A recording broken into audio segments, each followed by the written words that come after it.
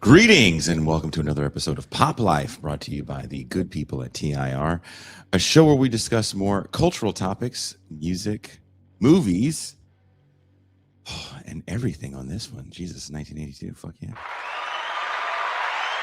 For fans of the main show, I'll be back with Deep State Cuba on our regularly scheduled time, Monday, 10 a.m. Pacific, where he will dispatch some informative yet depressing fresh hell. Next Tuesday, we'll be speaking with the main man behind Jacobin magazine, Bhaskar Sankara, about why the left still needs outsider candidates. Today, because of time constraints, we're going to skip the weekly rundown and just get right into it. If you do appreciate the wide variety of programming we provide here on TIR, show your support by becoming a patron or a paid YouTube subscriber. Just $3 a month or a one-time payment of $30 for the year. Make sure that TIR can continue to broadcast a whopping 50 weeks a year live, and you get the satisfaction of knowing that your small contribution is a major difference of keeping TIR alive on the air. Now, let's get into the question. Was 1982 the greatest year in pop culture? I know the comments are probably already filling up with generational nostalgia, and while this episode might be an ode to both my own and to some extent my guests' cultural arrested development, there's no denying that 1982 was one hell of a year. Cinematically, we experienced movies as fans, not as aspiring critics, looking to monetize our opinions. Just think about this. Over one weekend in June of 1982, Poltergeist and Star Trek II, The Wrath of Khan hit theaters on the same day. The following week, E.T. the Extraterrestrial was released. Can you imagine being a moviegoer in the summer of 1982? Not every film was an immediate critical darling. Tron, for example, received mixed reviews, but it completely captivated me. I was mesmerized by the digital warriors supposedly living inside a computer. In fact, I still use the iconic light cycle sequence as part of the intro to our sports show. Then there was The Road Warrior, the sequel to Mad Max, set in a truly post-apocalyptic Australian outback. It transformed high-speed car chases and death-defying stunts into something that, for my adolescent sensibilities, was akin to high art. That same year, Arnold Schwarzenegger became Conan the Barbarian, helping establish the stoic, hyper-masculine action hero who would dominate the decade. But 1982 wasn't just the year of science fiction and fantasy. It also introduced audiences to a young comedian from Saturday Night Live who was about to become one of the biggest movie stars in the world. In 48 hours, Eddie Murphy made his film debut and promptly stole the entire movie. As the comedically rebellious Reggie Hammond, Murphy fundamentally changed what audiences expected from a black co-lead in a Hollywood action film. He wasn't simply there to crack jokes while his white counterpart played the straight hero. He commanded the screen respect. There's one moment that perfectly captures the shift. Murphy's character calmly removes a cowboy hat from the head of a racist bartender and declares, "There's a new sheriff in town, and his name is Reggie Hammond." Standing defiantly in the middle of palpable racial tension made quite the impression on young me. Truly a star-making moment. Murphy's performance was so electrifying that people sometimes forget that Nick Nolte was the film's top-billed star. While Murphy would go on to become one of the defining movie stars of the 80s, 48 Hours laid the foundation for a new generation of black leading men and a broader vision of what black performers could be in mainstream Hollywood. And keep in mind, this was during an era of cinematic blockbusters where most films were devoid of people of color in substantial roles that would exist outside the stereotype.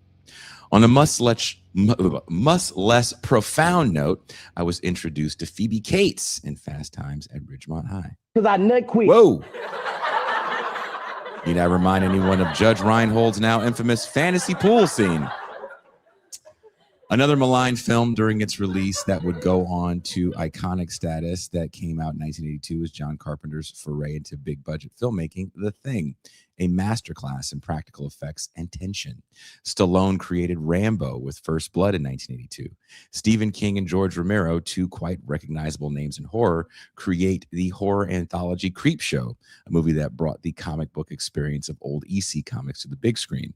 And of course, 1982 wasn't just a landmark year for movies. Musically, the best-selling album of all time arrived when Michael Jackson released Thriller, Prince gave us 1999, Duran Duran released Rio, MTV was still doing what it originally promised, broadcasting music videos 24 hours a day, and heavy metal was beginning to its commercial ascent.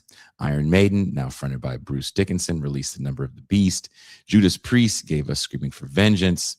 And before long, we'd all have another thing coming as thrash and glam metal exploded over the next few years. Meanwhile, toy companies perfected the art of the 22-minute commercial disguised as children's programming. He-Man and the Masters of the Universe arrived alongside the redesigned 3 3/4-inch G.I. Joe figures, whose articulation made Kenner's Star Wars toys suddenly feel outdated. And perhaps, most importantly, there were ninjas! So let me bring in my guest, who sadly has a limited amount of time here. Please welcome my guest, friend, and sometimes neighbor, Ben Burgess.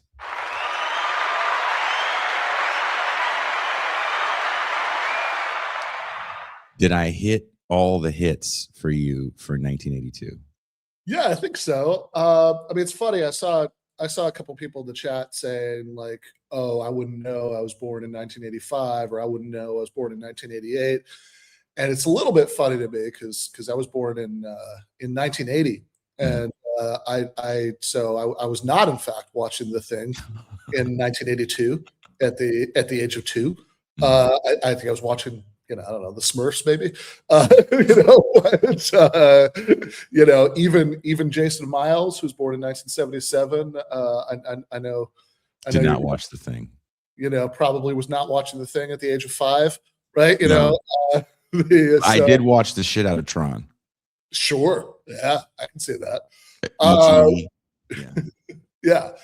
I mean, for the most part, I mean, these are movies that and also, it's not like I was listening. It's not like the 2-year-old Ben's room had The Number of the Beast, piping into it, on the speaker. For the most part, this is, everything you're talking about is stuff I, caught up on later in life, right? I mean, most of the movies that you mentioned, not all of them. I mean, I'm sure I saw E.T., much earlier or whatever, right? But like, I think most of the ones you mentioned, I probably like experienced for the first time, like renting them from the video store as a teenager in the 90s, right?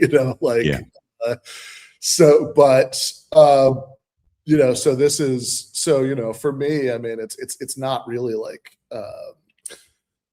like sort of direct nostalgia for the year per se, right? It's just when you sort of suggested this, or I think you watched a documentary about 1982 and you started telling me about it, I was like, oh yeah, right. Like this is just a insane convergence of like the number, without even getting into the music, right? I mean, the number of movies that I've enjoyed over the years, right? That came out of this year is just is just ridiculous, right? I mean, I was saying last night, if we in 2026, when Obsessions and Backrooms come out like within like a month of each other or whatever it was, right? We're like, oh, we're in a pretty good run this year. Right? Which is funny because we've become accustomed to kind of speaking in the language of executives at movie studios. Like when people talk about tentpole movies, this is tentpole movies and blockbuster summer. These were still relatively new terms. The first $100 million grossing film is Jaws, and Steven Spielberg is not necessarily a big name when he makes Jaws.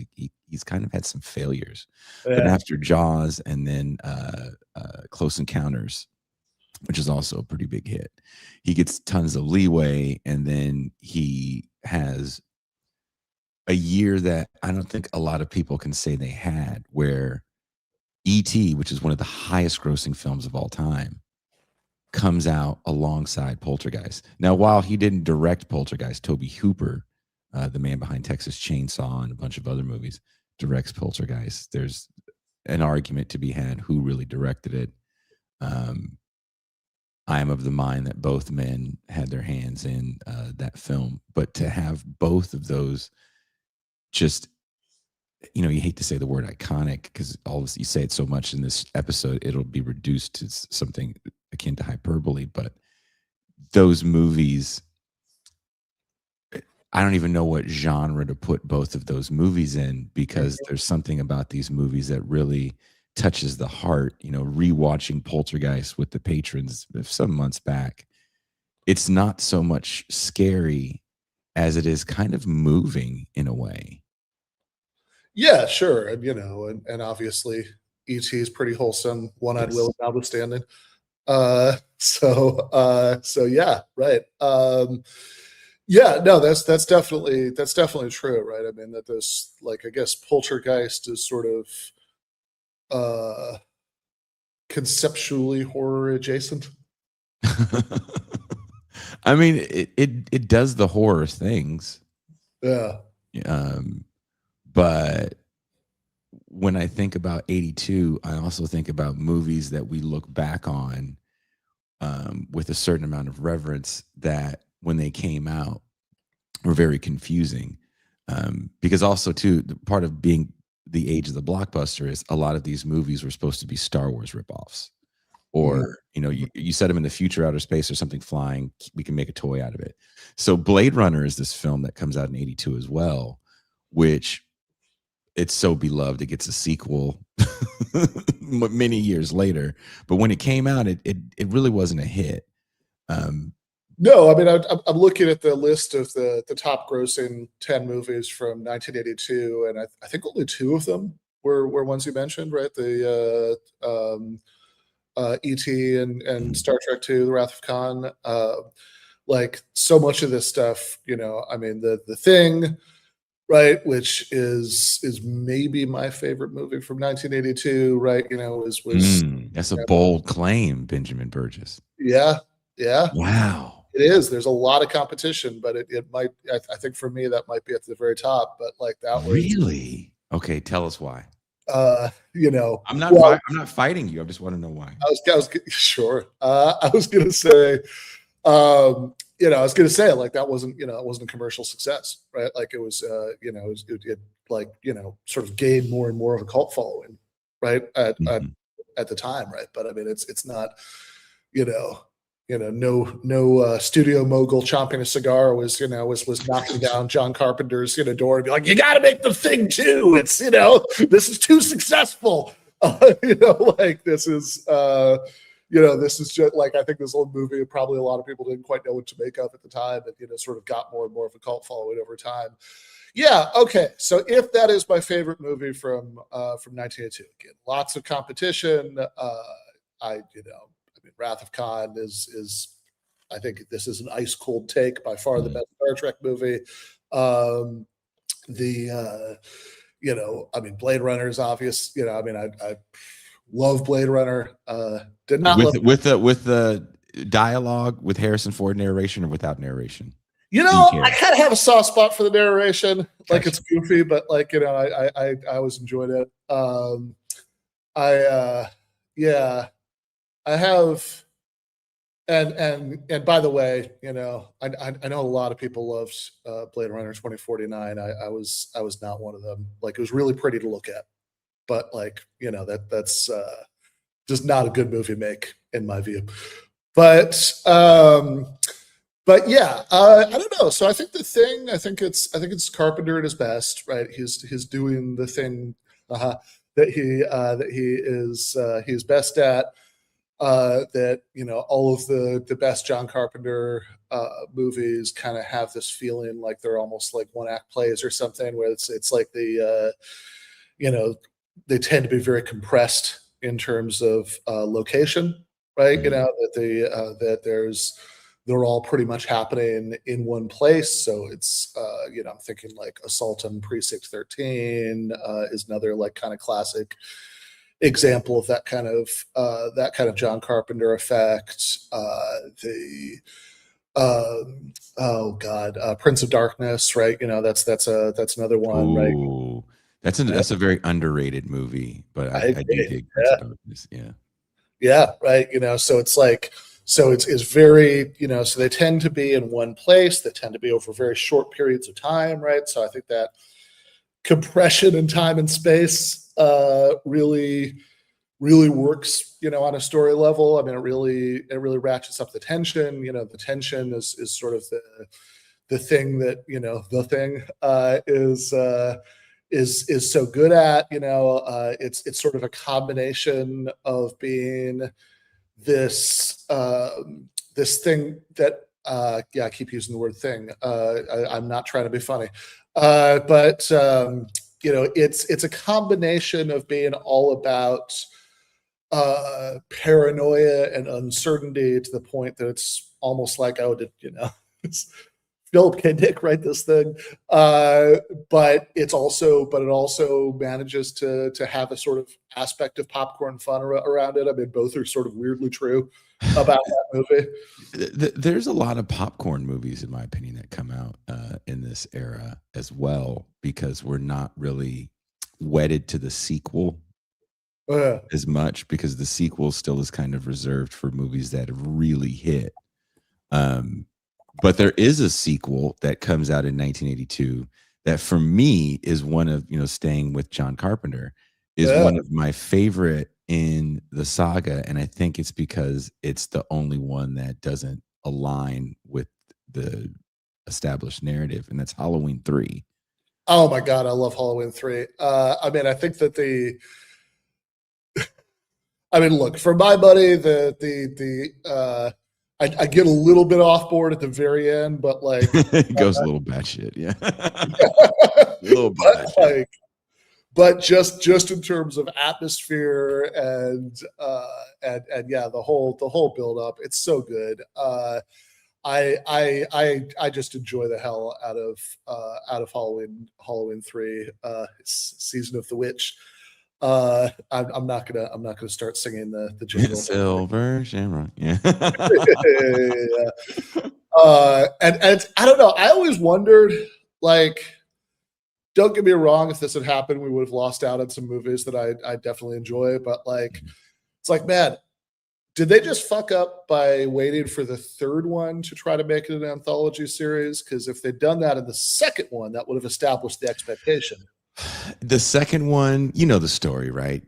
Carpenter writes the plot over a night, or writes the script over a night, and doesn't want to do it because of the success of the first one. For those that don't know, I believe the original Halloween was made on a budget of much less than $1 million. I think it was around $300,000, a little over, and it grossed $20 or $30 million globally, I believe. So it was a huge hit.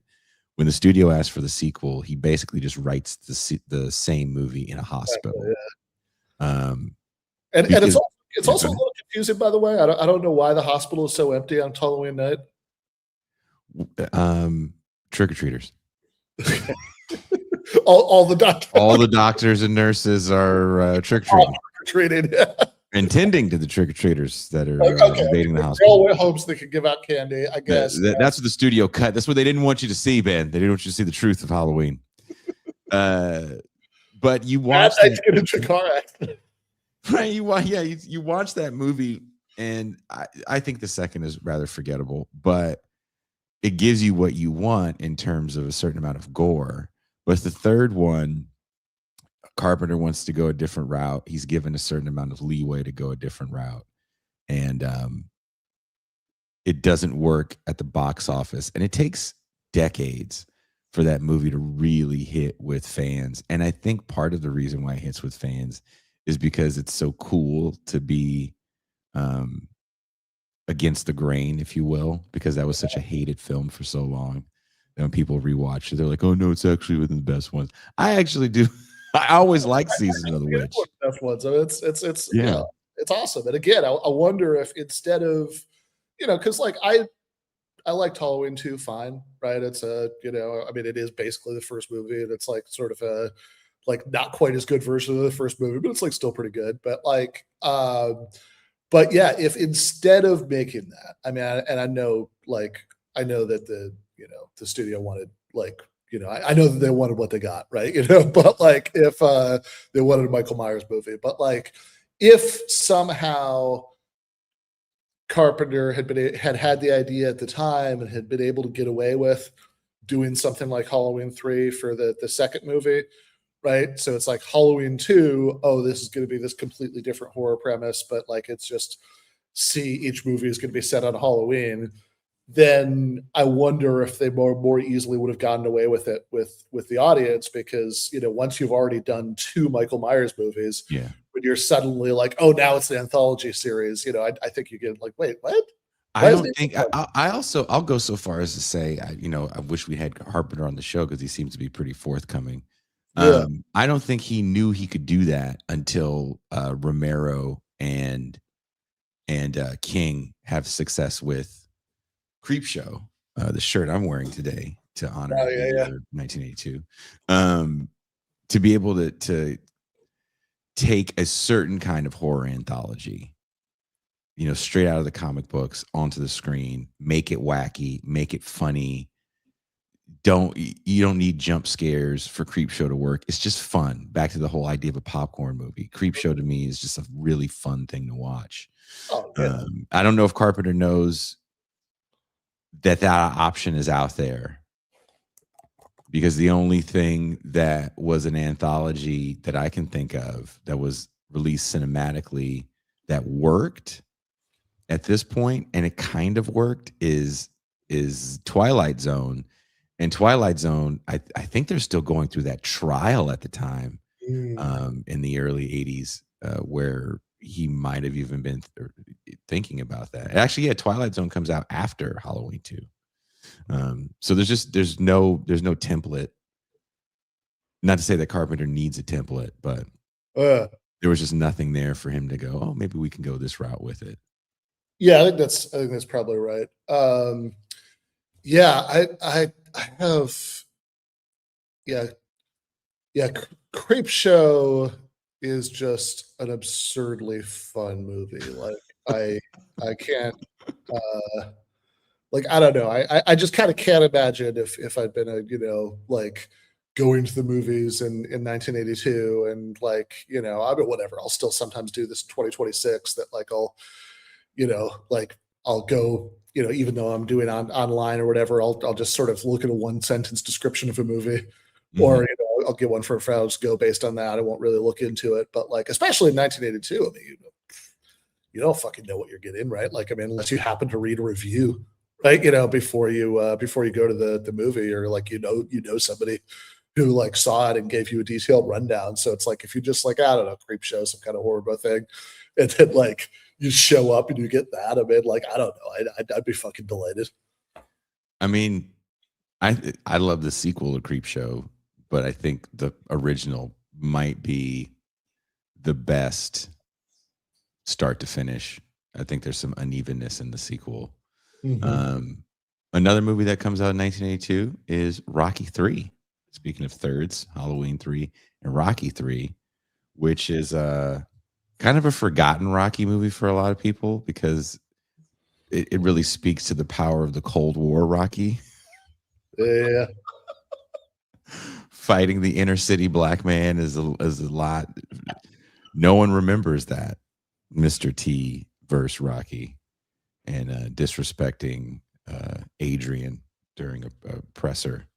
Is that the, oh God, I'm trying to remember. Is that the one with at the end, the sue me for what? No, Rocky? I'm thinking, sorry. I'm thinking of a later movie, but anyway, it doesn't matter. Yeah, that's like Rocky 5. Yeah. Yep. The Don King character. Yeah. No. This is Rocky 3 is with Mr. T, and that's where Rocky and Apollo become best friends.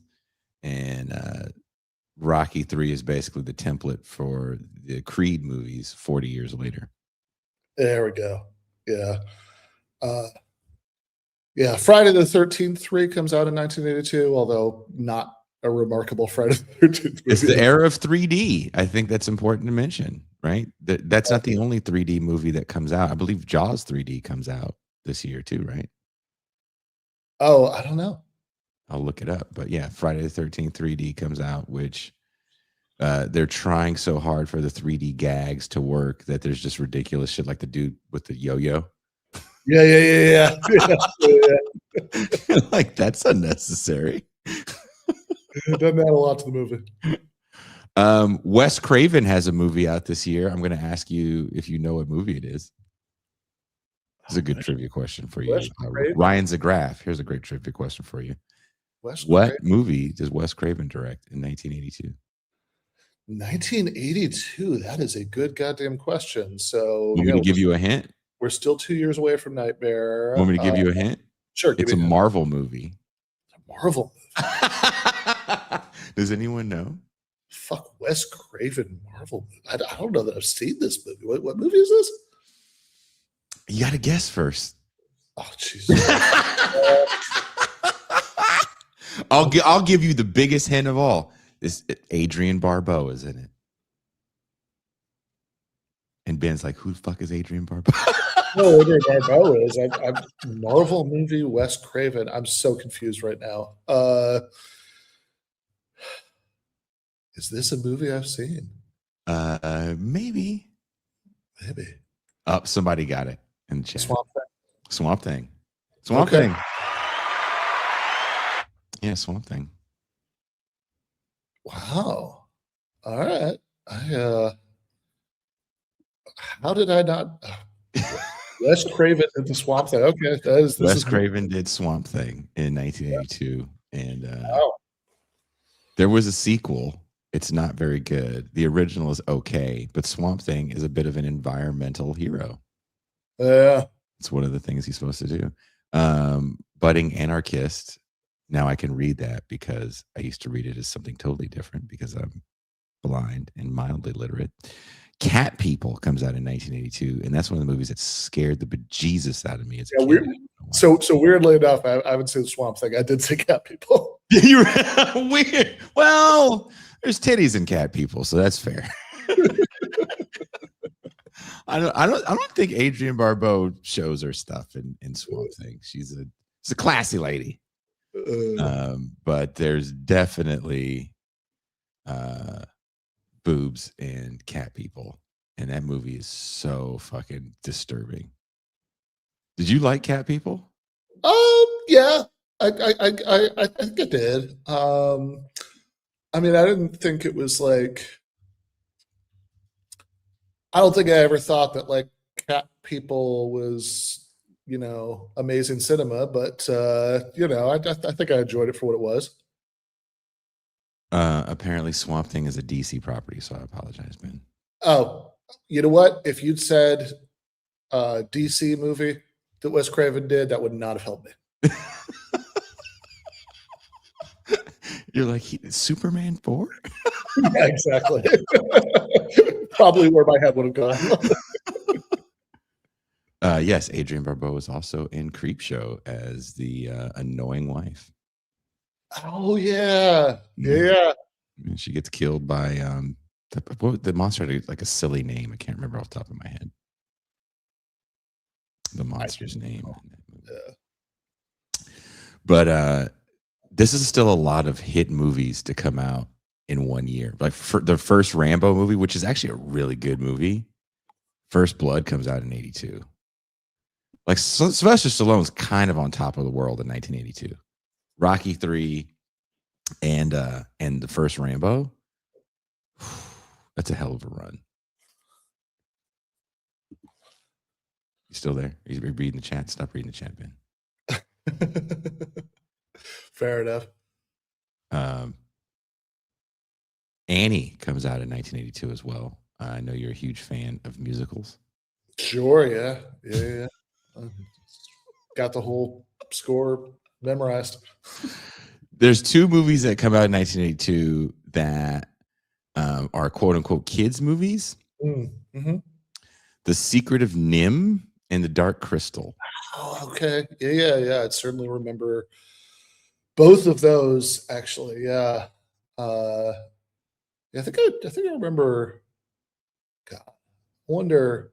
I'm sure I wasn't 2, but like, so I'm sure it wasn't, but like I do vaguely remember seeing The Secret of NIMH as a kid. And I don't really remember anything about it, but I remember that I was into it. Did it kind of mess you up when you watched it? Because NIMH stands for, what is it? It's about animal testing.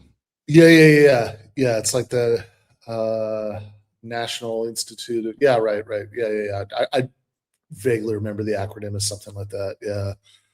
Something medicine? Anyway, whatever. Yeah. Yeah, I don't remember what it stands for, but I know the movie's about animal testing. Um, Another Conan adjacent movie comes out this year, which is funny to have two kind of fantasy movies come out the same year. I like this one. I wouldn't say better than Conan, but I really liked it. Beastmaster. Mm-hmm. Have you seen Beastmaster? Not seen Beastmaster. No. What? Never saw Beastmaster. Really? Have you seen Basket Case? I've not seen Basket Case. Wow. Really? Really? It's disturbing. It's a very low budget movie. It is an extremely low budget movie.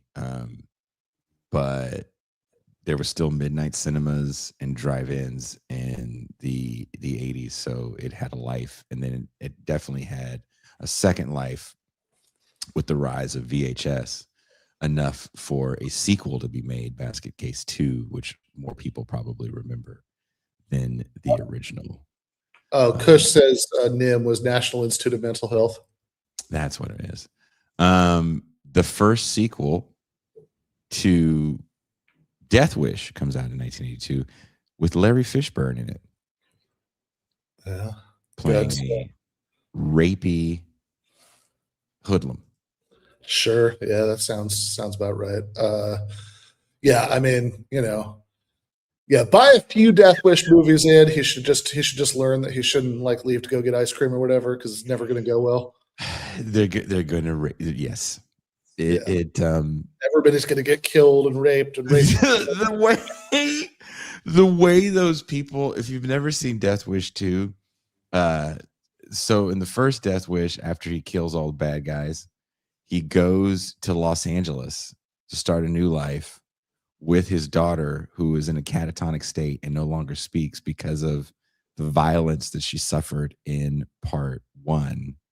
And in part 2, literally the same thing happens to her again. And then she jumps out of a window and kills herself. Sure. Yeah.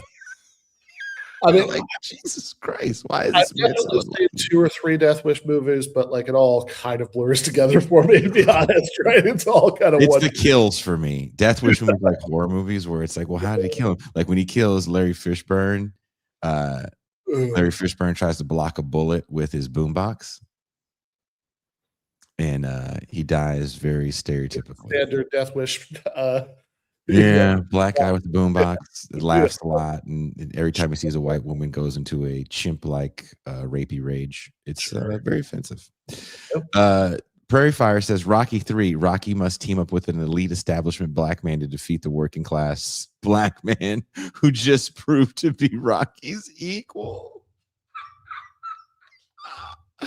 That's pretty good. And I've never heard it broken down that way, but sounds like a YouTube video waiting to happen. I'm all in for that as well. The Sword and the Sorcerer, which is getting was it a new 4K version? That comes out in 1982. And have you seen The Sword and the Sorcerer? I feel like I might have. I feel like I can like remember the outside of the VHS, like box, but I couldn't swear to it.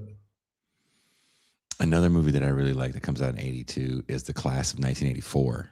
Oh yeah. Oof. That's one of those like the kids in the high school are going to kill you. Right. Yeah, all the kids are horrible. But like the most extreme version of that, right? Because I feel like there's a milder version of that movie where you just need the like teacher who shouts a lot but also really cares. The 90s gives you that guy. Yeah. Right. This is like no. You have to like shoot people. You have to kill kids in this. Yeah, you have to kill them. Like, don't try. You're gonna have to kill the kids. It's a great year for horror, I believe. 1982. Tenebrae comes out in 82. in the States, actually, which is an Italian giallo. One of my favorite Argento movies. We actually watched it here on this channel. Also, lots of boobs, if you're looking for that. Kushla calls it the kids are assholes genre. It's the genre that says don't feel bad about giving these kids life sentences or death sentences for charging minors for violent crimes, because that's also something that's happening in the 80s, especially in places like New York. And I feel like all those movies are supposed to take place in some form of dystopian New York or Los Angeles, where you're seeing a certain amount of violence. Oh, Slumber Party Massacre is 1982. Mm-hmm. The first one is really funny, actually, where the driller killer gets his drill thing cut off. Towards the end, you're like, I get what you did there.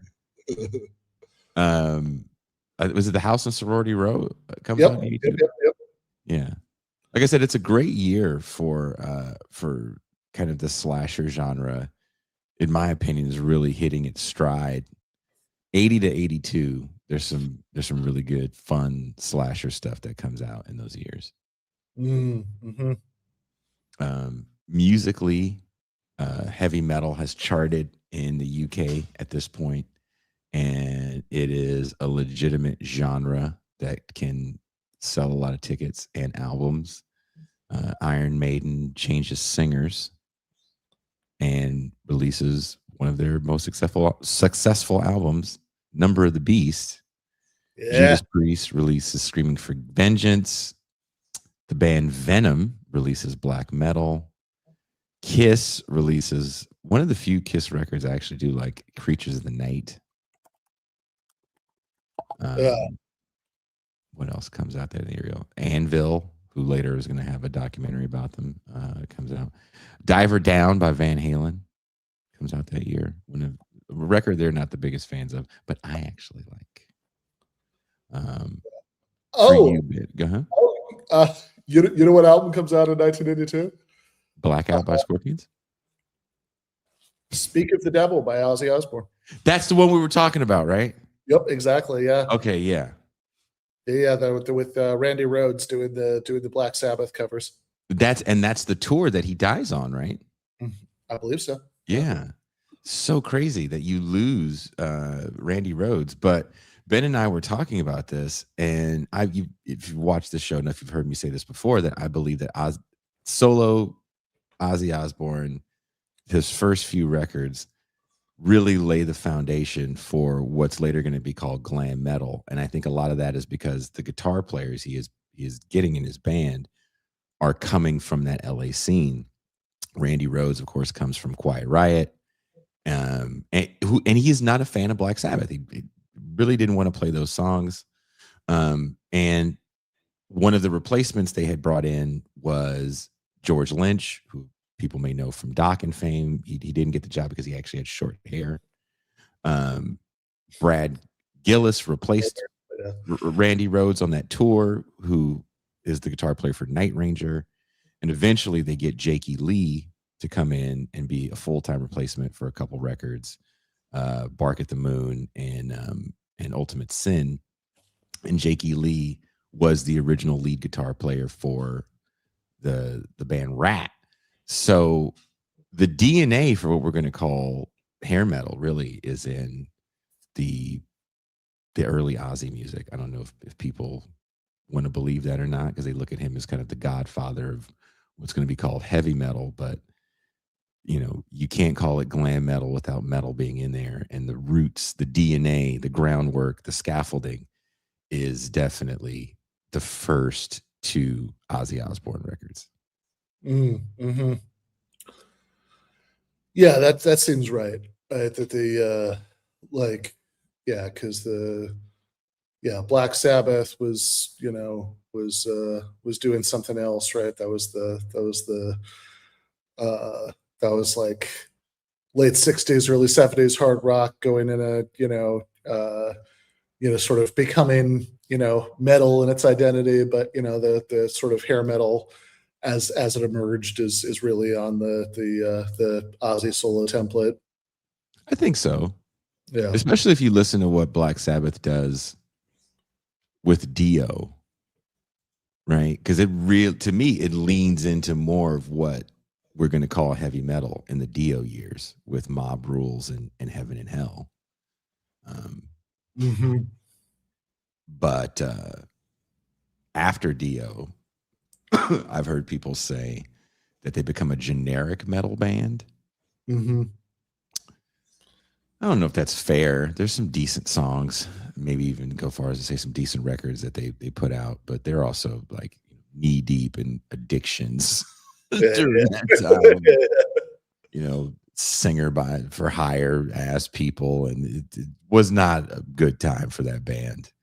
The amount of tours they canceled is insane. Now they're having a Jakey Lee, Brad Gillis conversation. Yeah, Brad Gillis came in and played and did not like playing with Ozzy Osbourne because it was such a tumultuous time to be in that band. Imagine what it was like. It's crazy. You are a bit of an Iron Maiden fan.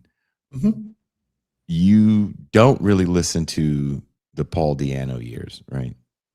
Yeah, I think that's right. What are those albums like? Self-titled and Killers. Yeah, not really. No. Wow. Just go listen to Killers today. All right. Put Killers on, and then if it's a shitty record, send me a message, or walk over here and just flip me off. Okay. I'll do that. I feel like you'll be like, oh, thank you for reminding me that Iron Maiden Killers is fucking badass. Wrathchild all the way. But is Number of the Beast your first Maiden record? Yeah, I think so. Think about that. Yeah. And where would you put it on the pantheon of Maiden albums? Oh, Jesus. I don't know. I mean, it's certainly very good. I mean, let's see. Let me think about the. I mean the title track is great. Obviously, that's just so much fun. Run to the Hills is classic. I mean, it's right up there. I mean, it's a great, it's a great record. I mean, if I was going to be all sort of nerdily precise and try to come up with a ranking, I'd probably want to spend a couple days thinking about it. I mean, to me, Screaming for Vengeance by Judas Priest isn't their best record. Yeah. But it's a damn good record. And by 82, they're firing on all cylinders as far as being one of the biggest bands in the world. Where do you rank Screaming for Vengeance?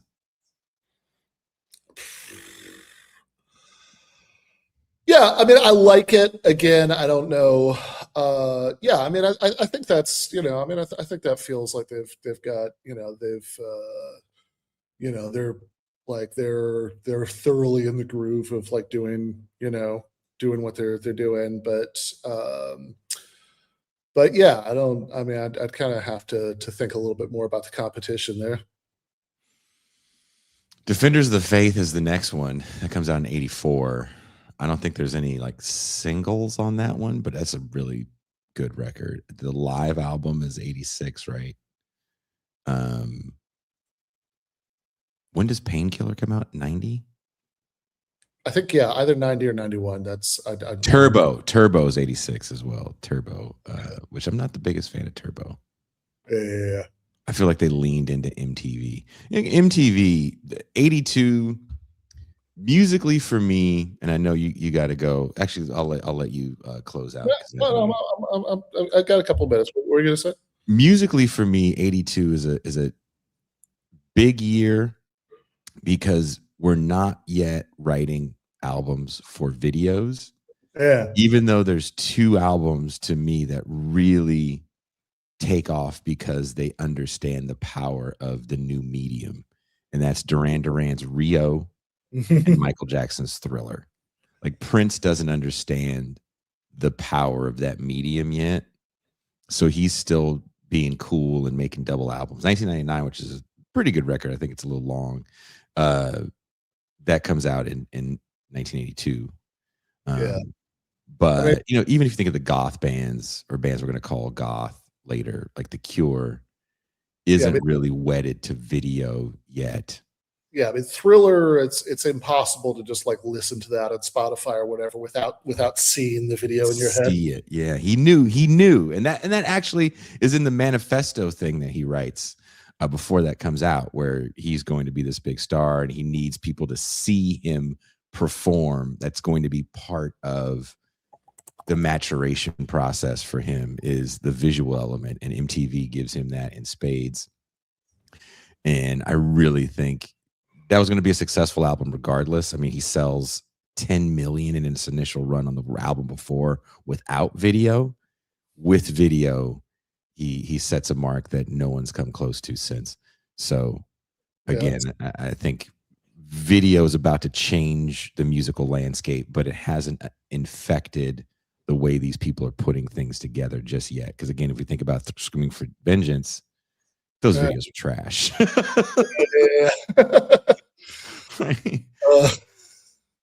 Horrible. Like headed out into the highway is just them in front of this really crappy set. Another thing coming is, I guess, kind of a fun video, but still. Yeah, it's not the same. No. So speaking of videos, just to go back and as we sort of go into our final few minutes here to movies, it did occur to me that I took a stand, right? I said what the best 1982 movie was to me. What would the Jason Miles pick be? If you ask me right now, because it changes as I change my underwear, Tron. Okay, interesting. I can watch that all the time. I still love the light cycle scene. Yeah. I agree with you that the plot is ridiculous. The little men inside your computer fighting a war about what? I don't know. Protecting your information? Like, that's what they're fighting for? I fight for the users. I don't know what that means. You just fight for the people that use the computer? What if an asshole is using the computer? What if a pedophile is using the computer to hide child porn? I fight for the user. He's hiding child porn in there. You're hiding his child porn.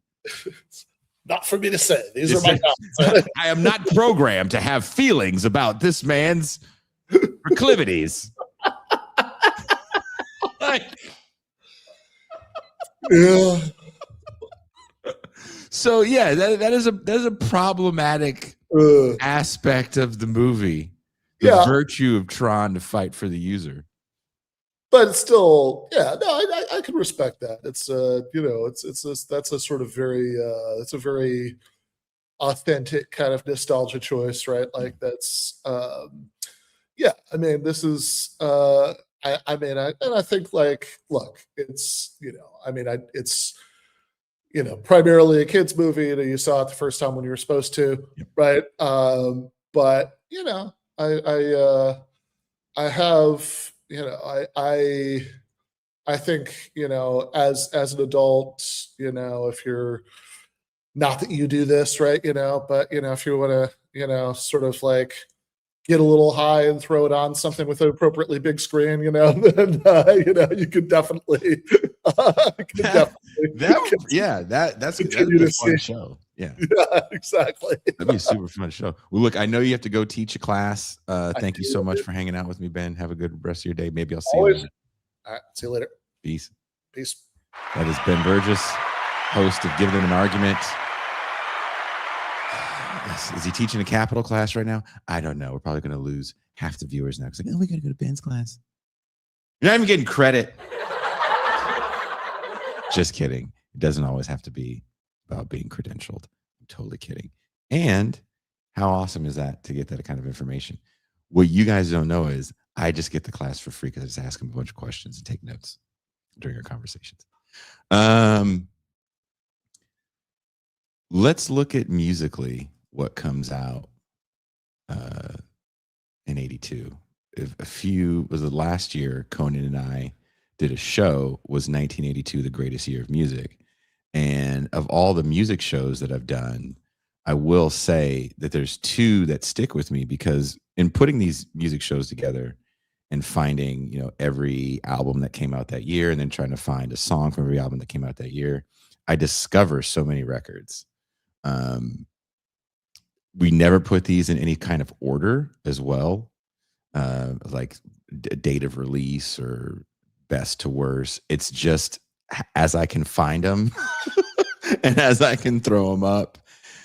Sometimes I might even be off by some months because there's European releases that come out different years. But Thriller, of course, 82. Pornography by The Cure. I really love this record. And I'll say this again. Ben and I were talking about this the other night. If you didn't have money, you couldn't buy music. Like, you had to buy music or hear it on the radio. And some of these albums that I found weren't really on the radio. And like I said, The Cure wasn't a big MTV band until a little later in their career. But I love Pornography. It opens with this song called 100 Years. I fucking love that riff. I love it. Kate Bush has an album called The Dreaming. I didn't like it. I didn't like it at all. Thought it was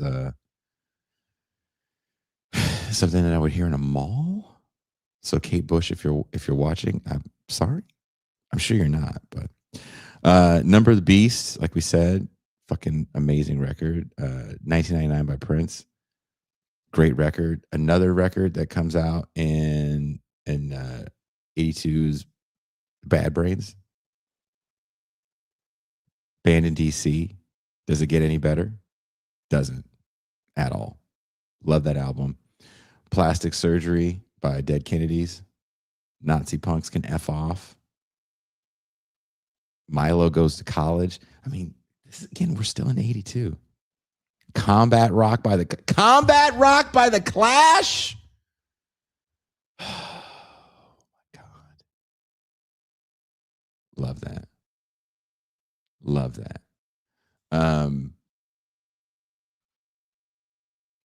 Hot Space by Queen.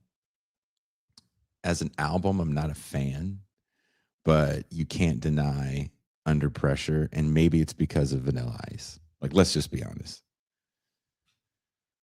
It's a good song, but I don't know if just listening to it and not having Vanilla Ice be so embedded into my DNA, would I feel the same way about it? I don't know. Would you guys? Let me know. Bruce Springsteen releases Nebraska, which is an album that you people liked a lot and had a lot to say about during the show. I did not grow up listening to Bruce Springsteen, as I have two black parents.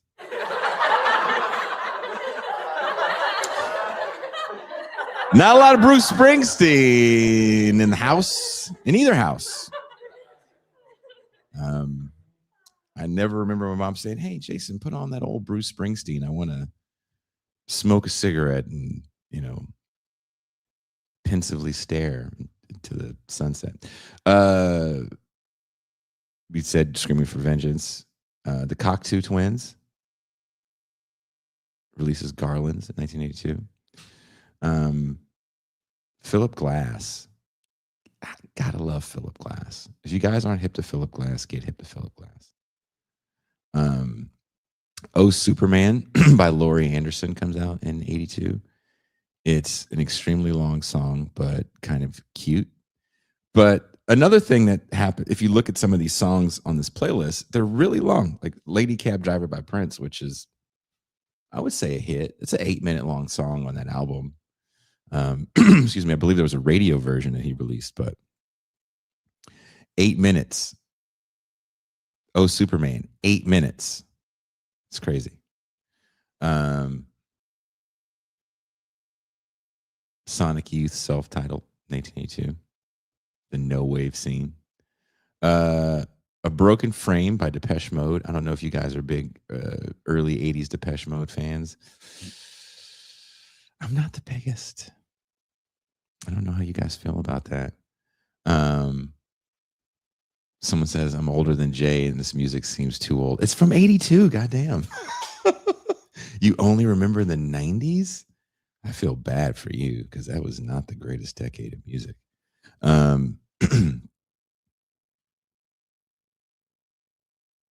Black Metal by Venom. How could you not love that? The Sky's Gone Out by Bauhaus.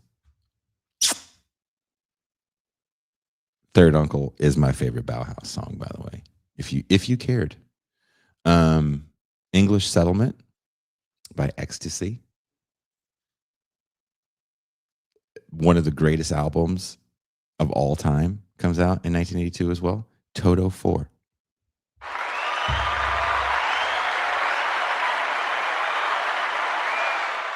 Rosanna? Come on. Africa? Perfect. Perfect songs. Love it. Peter Gabriel. Shock the Monkey? No shit. Janet Jackson's first album is 1982. It is self-titled, and most of you don't know it because it was a massive flop. And she was on TV at the time, too. It was almost like they could only have one Jackson at a time. And Michael has this run that we're never going to see again, where he goes solo officially and wants to be an adult and scrap the kid stuff and does Off the Wall. Massive hit.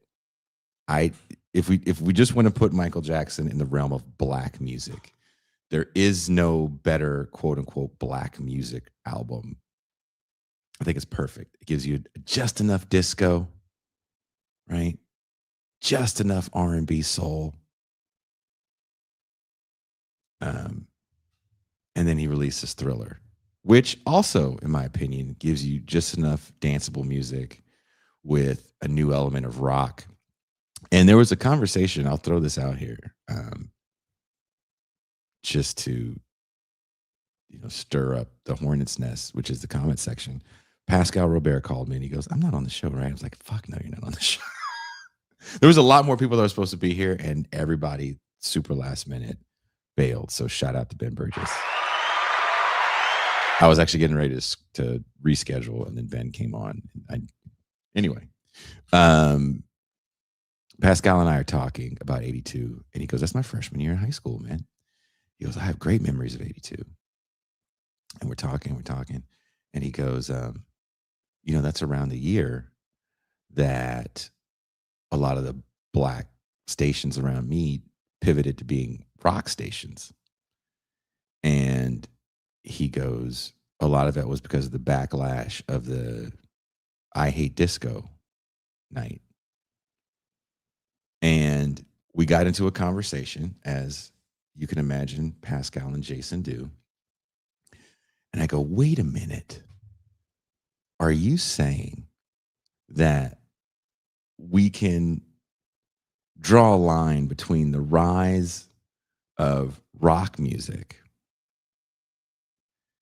and more traditional forms of rock music? Because if you watch a lot of the documentaries about what's going to be called hair metal, everyone says the same thing, that record labels are like, "Oh, that's old dinosaur music. We need the synthesizer stuff. We're looking for,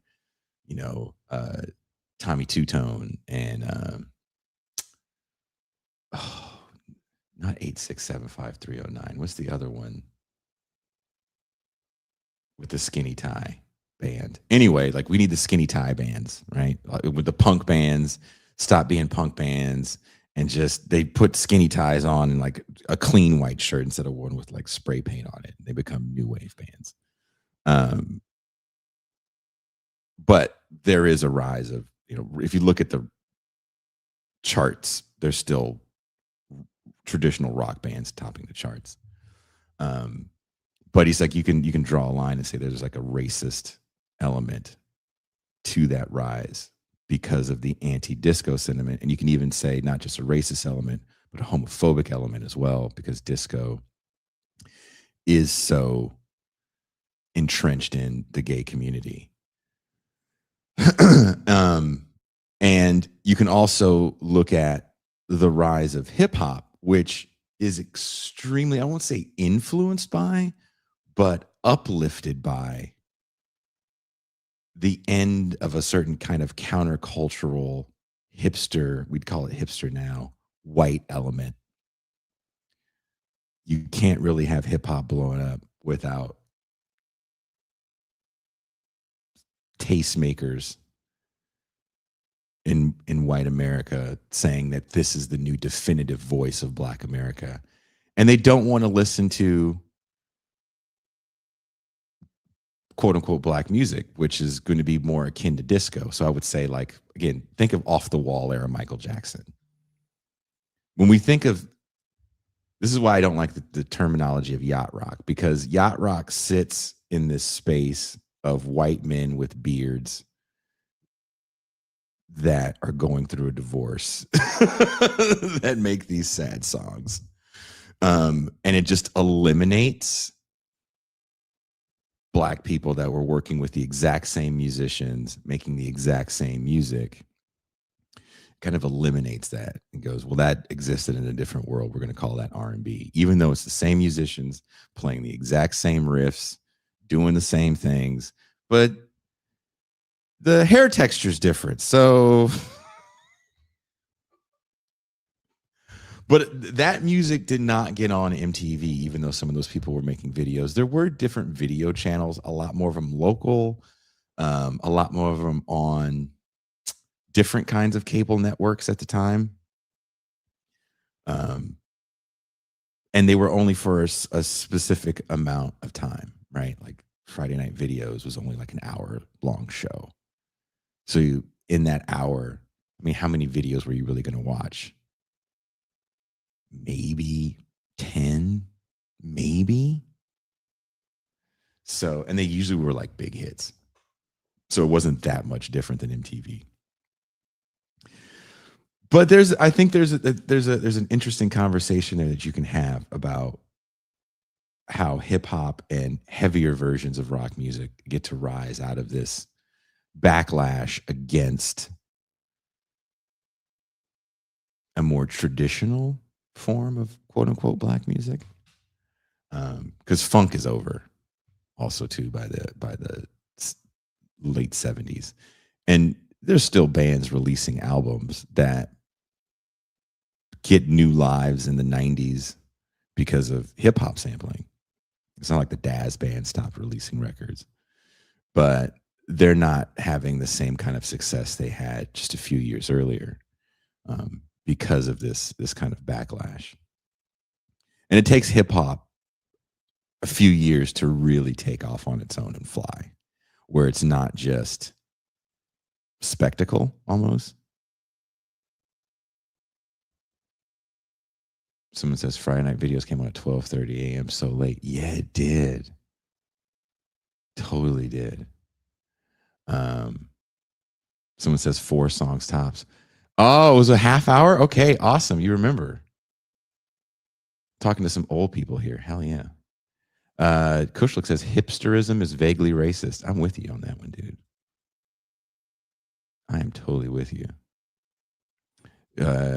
Dusty says those new wave vans were very disco oriented. It didn't. There's a lot of 4 on the floor stuff. There's a lot of danceable stuff for a while. You've heard me say this about the first Metallica album. If you listen to the first Metallica album, there's a lot of booty shaking groove on Kill 'Em All. The second record is a heavy metal, there is no dancing here record. Maybe going overseas, change that, the type of crowds you're playing for and the reactions.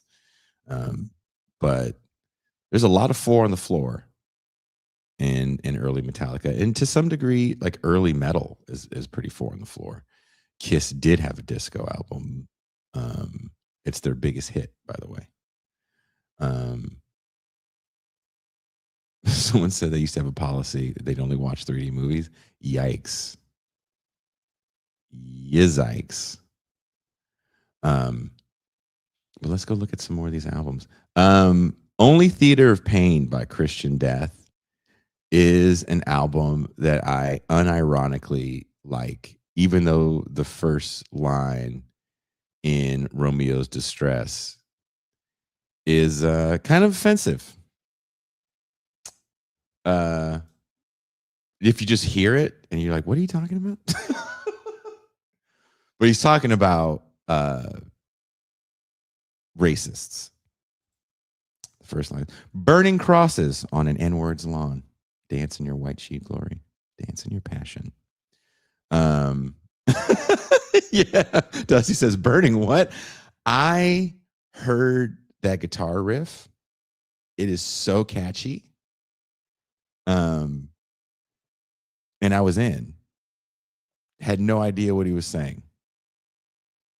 You know, I fuck up lyrics all the time. You guys have heard me sing Wilson Phillips. So I didn't hear that line. And then one day I was like, what did he just say? What I think he said? But yeah, I am a huge fan of that song. Actually, and that album too. I think Only Theater of Pain is a great fucking, to me, it's like a punk record. I know it's death rock. It's like, come on, man. You're just saying that because of the clothes they wear, but that's a great fucking punk record. My good friend, Ted Falcone, shout out to Ted.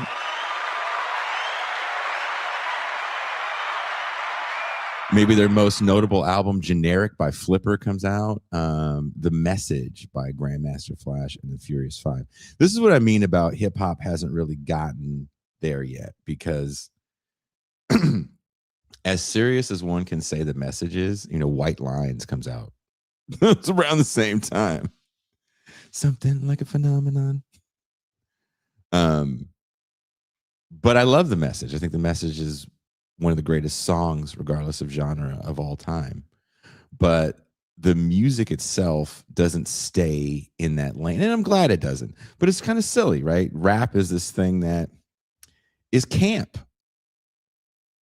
to a certain degree, because disco ends up fading as camp as well. For me, it's like 84 for hip hop is a year that it really comes on the scene, is going to get taken seriously. And then maybe you can say the golden age starts around 86, 87, when Run DMC releases Raising Hell. I can't read the name because I don't have my glasses on. It says Shock the Monkey. Let's put it on the screen. Oh, Magnus. Sorry, Magnus. Shock the Monkey was and still is a favorite song of mine. Shout out. I do like that song. But I also like Phil Collins' era Genesis, where he's singing. Nice While It Lasted says White Lines is such a jam. White Lines is a jam. Again, rap is, I'm not saying rap is bad. I actually like rap in the group form. Going back as a grown man and watching the rap group perform, opposed to where contemporary hip hop is now, where it's definitely only about the solo artist. It is the group performance to me that really helps hip hop to me stand out and just be really fun. I watched an old performance from like 1996 of Mos Def with De La Soul doing Me, Myself, and I. Fucking love it. No band, just the group, no like backing band playing acoustic instruments or even electric instruments, but it's just Mos Def and the three guys in De La. All of them were there at the time. Rest in peace, Dave. And they had a little intro they would do where they go, we hate this song. And they would kind of trade off saying, we hate this song. We hate this song, but you love this song. You love this song, but we hate this song. And then the beat drops, the DJ Mace scratches, and then, you know, drops in dun, dun, dun, dun, dun, dun, dun, dun, that bird song sample. Dun, dun, dun, dun. And it's like, dude, that's so dope. Trading off verses, Mos Def being, you know, maybe the greatest hype man ever. Sorry, Flav. Got to give it to Mos Def. Wow, Kushlook says 1982. I'm not even going to say what you said because can't say that name. Was Will Smith hip hop or rap? I'm not one of those people that try to draw some sort of demarcating line that says one is real and the other is fake. Will Smith has been in the hip hop scene since its early beginnings and is a serious, I'll still say is. I don't know him personally. I think he takes rap music very seriously. As you guys know, I worked on a TV show called Yo Gabba Gabba. I got to know Biz Markie and DJ Cool V, two guys that are, instrumental in hip hop becoming what it is. They never shit on Will Smith. The early tours they did with Will Smith. So no, I don't draw that line between hip hop and rap. I think it's kind of it's one of those things where you're like signaling that I'm better than someone else because I only like the quote unquote real stuff. And it's like, man, everybody was trying to sell records. Will Smith, it was silly because rap could be anything. Like, think about it like this. And if you guys are like, you're defending Will Smith, like, look, man, I don't have to like the man's entire catalog to say this thing that I don't think is controversial. Music can be a lot of different things. And rap music doesn't have to be Public Enemy all the time. Again, Me, Myself, and I is not a song about Black liberation. If anything, it's a song that a lot of people can relate to that have definitely felt awkward. And it's watching De La Soul perform it, watching the video. I love it. Again, it doesn't have to be the message every single time. And Will Smith never told you he was going to be anything more than the clown prince of hip hop. And for a while, that served him quite well until it didn't. So I'm not going to defend his acting choices. I'm not going to defend the Wild Wild West song with Cisco. But if we're just talking the dude that didn't have a television show that made a song about, doing middle class kid shit while his parents were out of town, we loved that song. I never knew what the fuck Parent Vacation was. It was like, it sounded like a sitcom to me. That song, for me, is not relatable.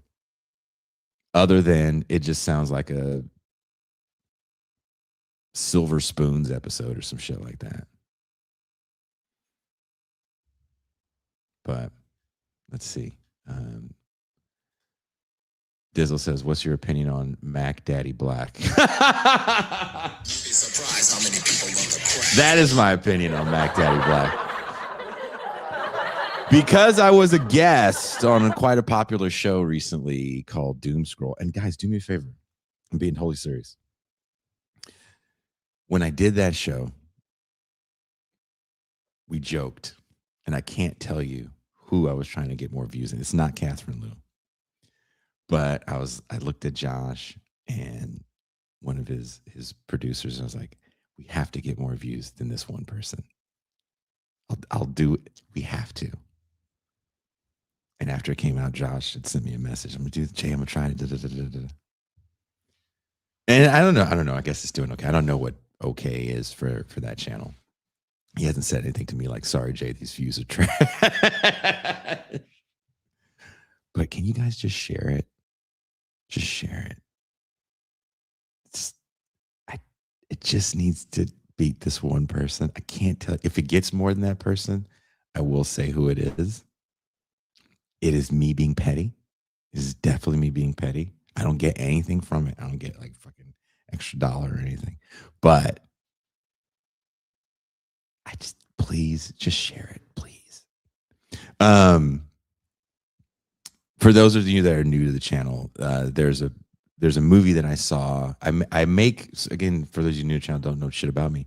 When I first started this channel, I made these video essay things, and they're not here anymore. They're all on Means TV. Sold them to Means TV. And there was one I made on black film called Same as It Ever Was, because to me, nothing really changed from the stereotypical era of blaxploitation to Wakanda, right?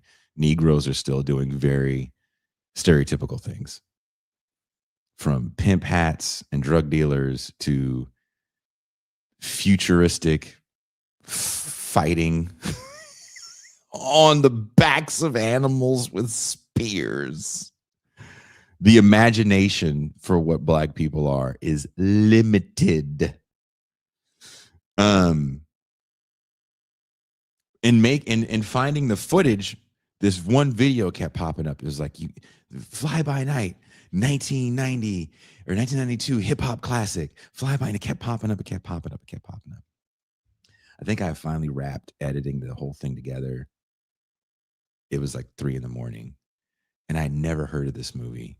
And I feel comfortable saying that until Tubi, must add that caveat, I am a connoisseur of black film.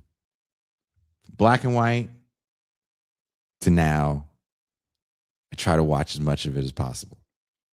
A lot of it is just like soap opera shit to me. And maybe I kind of like that shit.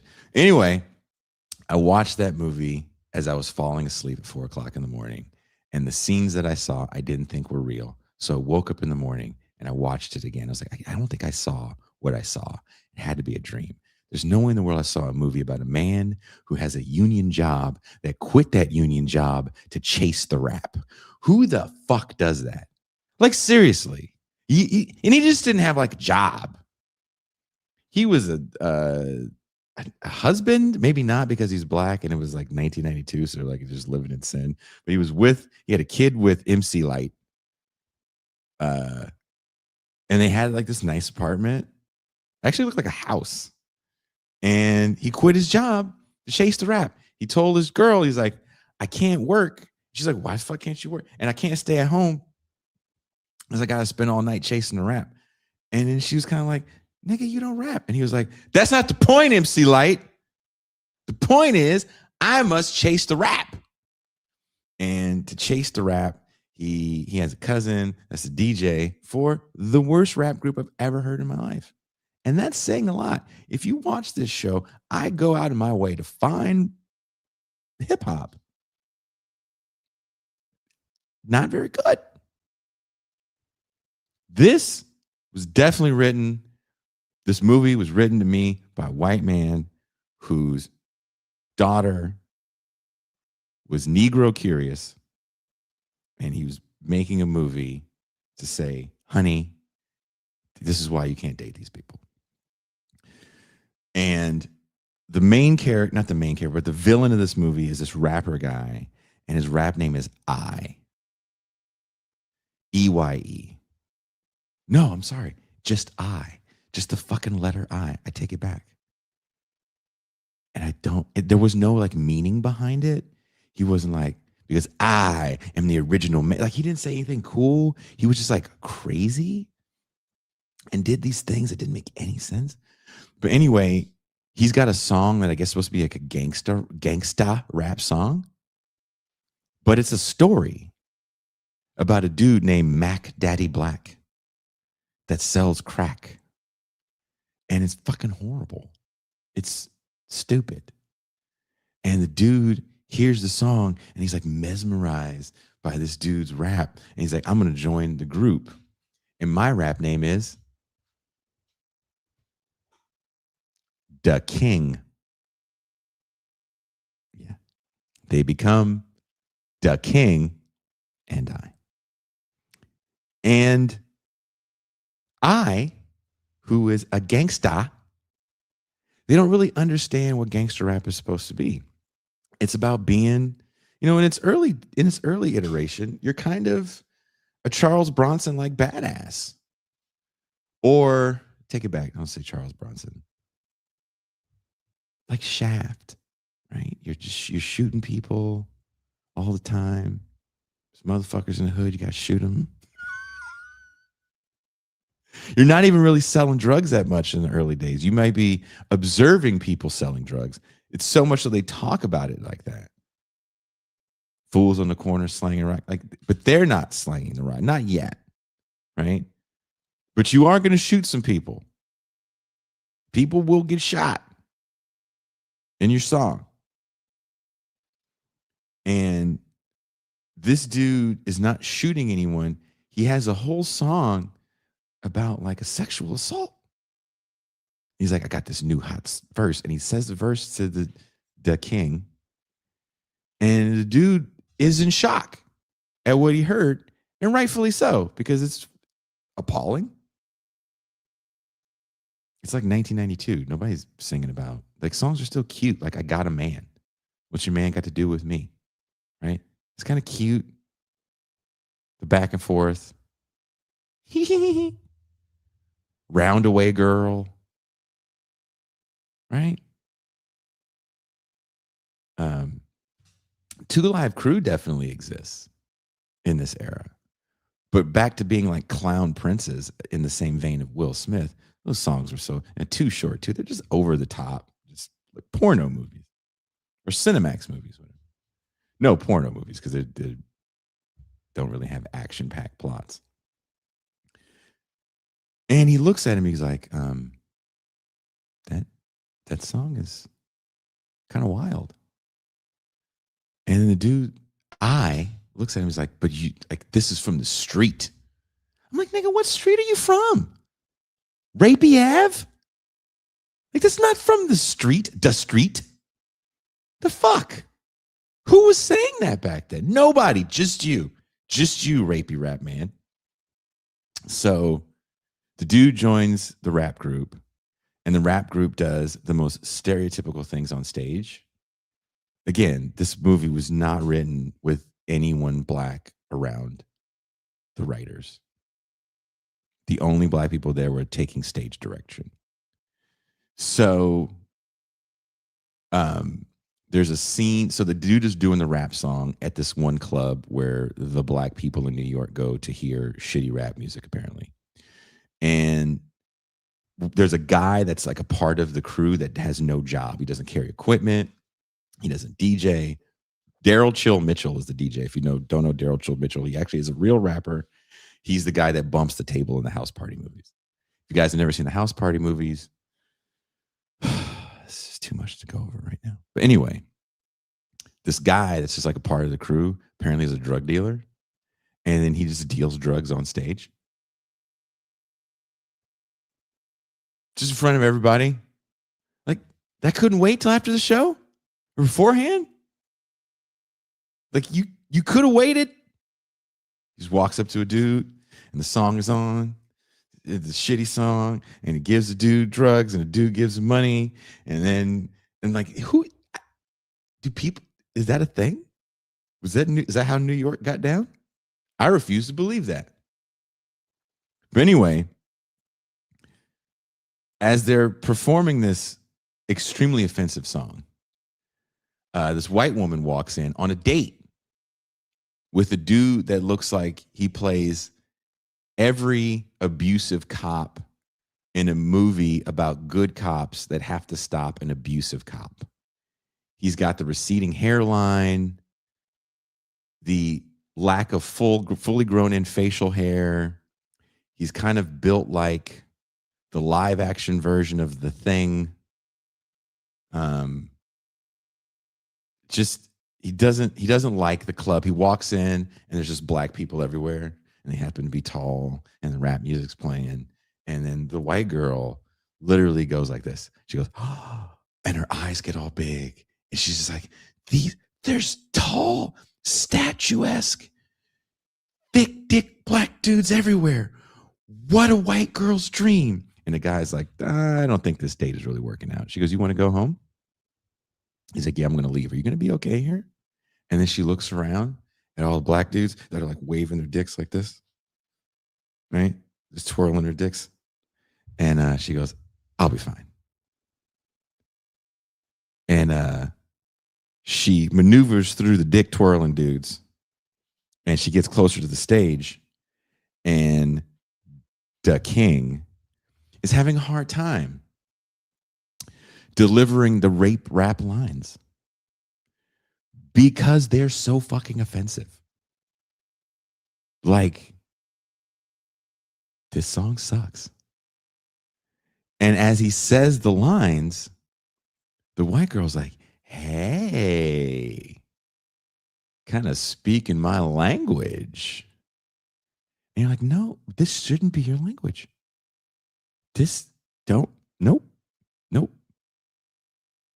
And as he sees her smile get larger and larger with every offensive line he unleashes on the crowd, he just leans in to full-on SA mode. And then he walks off stage. And she's like, hey, I saw you on stage. Want to go back to my place? What? No way. There's no way in the world that happens in real life. There's no way in the world that happens in real life. And that's just part of the movie. And it's called Fly By Night. It is by far the most offensive movie I've ever seen. I did not believe how I watched the whole thing. Then I came to the show. I was like, guys, I watched this movie. We're going to watch it for movie night. There's no way in the world this is a real movie. And we watched it, and people laughed, and they were offended because there's not one part of the movie that isn't offensive. The opening credits are offensive. Like, everything about that film is offensive. But that's who Mac Daddy Black is. All of that to say, that is an inside joke. If you come to this channel and you're new here, welcome, first of all. But there's tons of inside jokes. Feel free to ask in the chat. People will be more than happy to give you the lore. But we've shown that movie twice because it's like we've had a whole new influx of people since the first time we showed it. And they're like, what do you keep talking about? Because I play this. I used to play this all the time. How many people love the crack. That was a line in the song. You'd be surprised how many people love the crack. What? No, I wouldn't. It's crack. Insane. I watched that movie with a friend who's a comedy writer. She was down here. Hilarious person. She couldn't believe how offensive that movie was. A while back, we watched that. She was like, there's no fucking way. There's a scene in the movie. This is how insane this movie is. There's a scene in the movie where they get a record deal. Like, they play like 3 shows and get a record deal, right? In all fairness, it does happen like that sometimes. They played 3 shows and got a record deal. As they're about to sign their record deal, the record label president goes on a Zionist rant. And I don't mean that in some sort of like figurative way.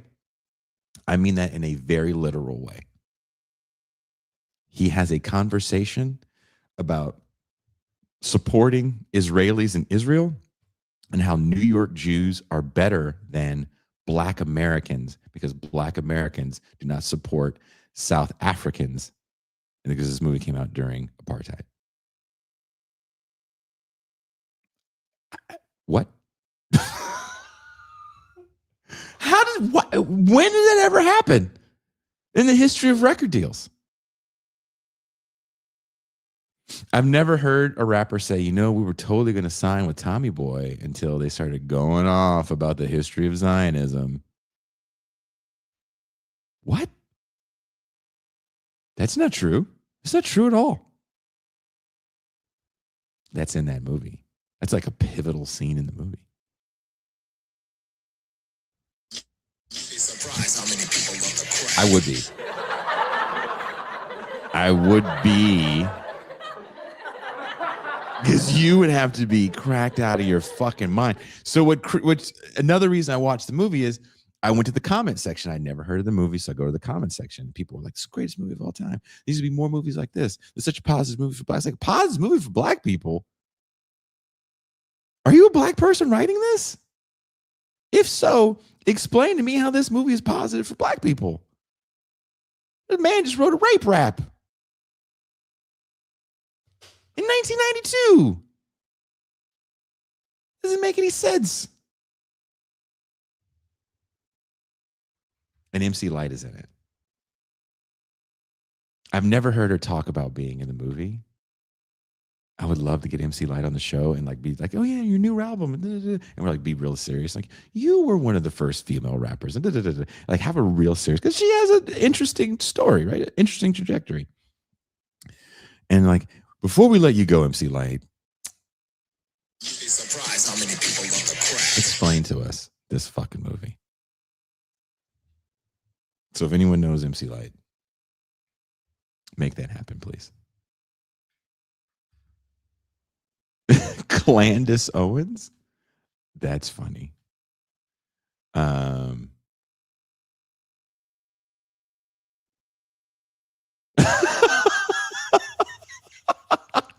reading some of the things you guys are saying about Fly By Night.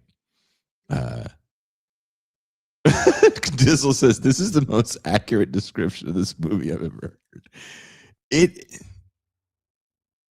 The fact that people were like, "Jay, show it again," for the people that haven't seen it, and the comments afterwards are always, there's always like a look of confusion on people's faces, because there's so much that happens in the movie, and you go, "I don't get it.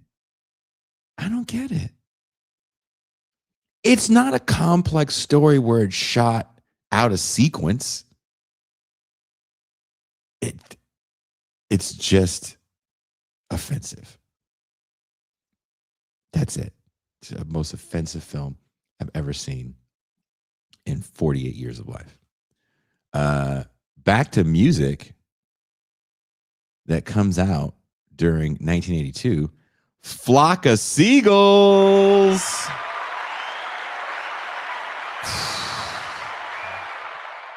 I have a question for you guys. In putting these shows together, when we thought of 1982, sonically, what I was hearing was not too far off from the 70s. We're still mastering records for vinyl at this point. Flock of Seagulls, that first album, is so iconic for like the 80s. And I feel like when people think about the 80s, they think about a few moments in 82, a lot of songs from 84 and 86, and everyone forgets the late 80s.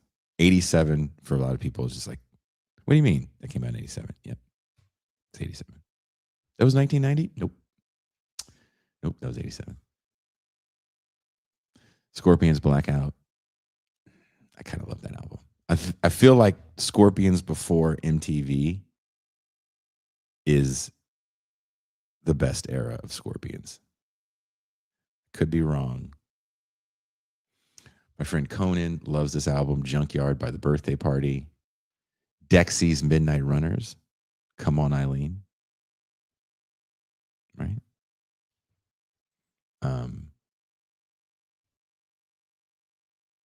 It's Hard by The Who. I believe Eminence Front is on It's Hard. And that is my favorite Who song by far. I put that song on. Jason doesn't, I just don't, they never really resonated with me. Sorry, Dusty. The Birthday Party. I wouldn't say I don't like them. I don't think to put it on. Sorry. But Eminence Front by The Who is their best song. If you guys disagree, that's fine. Tell me what you think The Who's best song is. But Eminence Front comes out in 82. Angst in My Pants by Sparks comes out in 82 as well.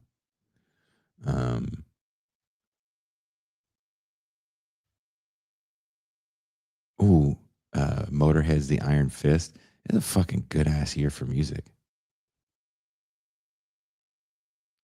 Big Black drops in. Oof. Rockin' a Hard Place by Aerosmith is a better record than people think because I believe this is the first album without Joe Perry. But I actually like it. Fears the record I really love because I'm not huge, but I'm kind of a big Fear fan.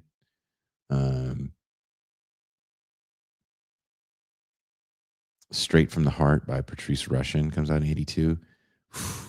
When we had David Garfield on here talking about recording back then and saying like, oh, dude, and Patrice Rushen was recording down the hall and then Toto was doing this. It's like, damn, what a time to be in a fucking record studio or recording studio back then. Imagine being around hearing Patrice Rushen recording that album. Oof. You have to take yours to the next. You're like, oh no, scrap that song. Fuck it. Did you hear Forget Me Nots? No. Grace Jones used to scare me as a child. Very imposing presence on that woman. I think she's underrated as a singer. I think Grace Jones, if she was out today, would be huge.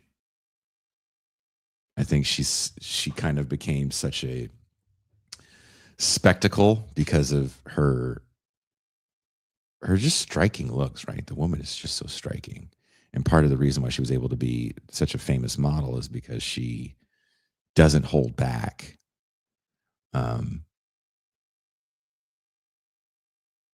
So all the movies that she's in, I don't know if she steals the show necessarily, but I think by the time she does Boomerang, was at 92, she turns into a parody of herself to a certain degree. But I think we forgot how enigmatic Grace Jones is. I think is.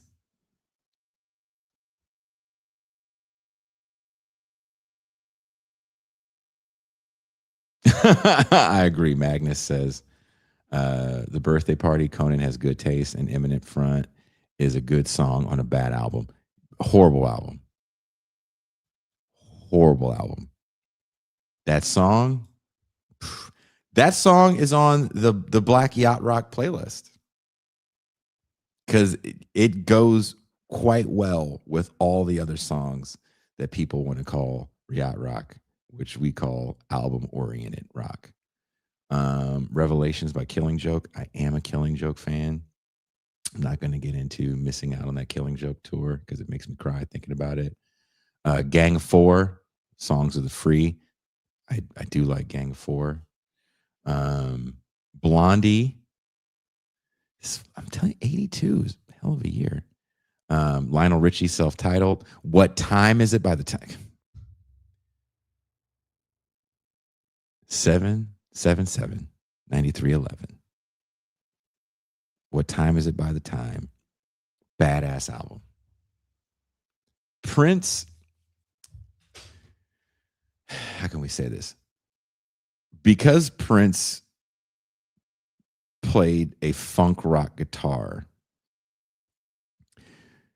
and he wasn't the only person to have a mixed race band, but because he has this mixed race band and also is kind of leaning into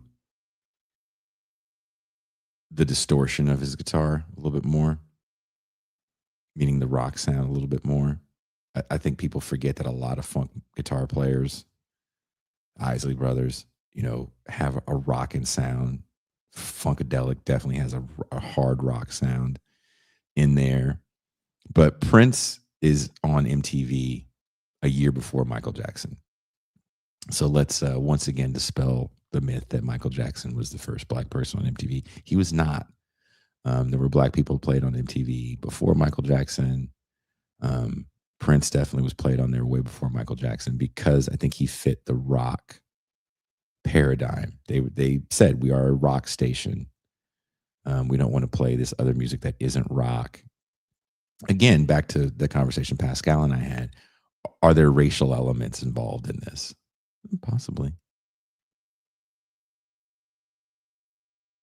The Money Will Roll Right In, one of my favorite songs. I can't stop quoting it on essays. All This Love by DeBarge. Fuck.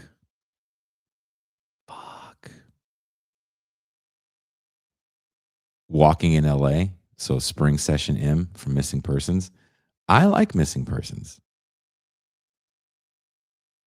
Another kind of band to me that gets, unless you're like a music head that knows the Frank Zappa connection, they're one of those groups that can get lumped into like 80s one-hit wonders.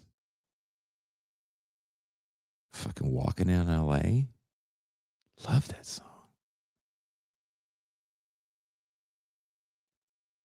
Oh, Wasn't Tomorrow Wonderful by the Waitresses?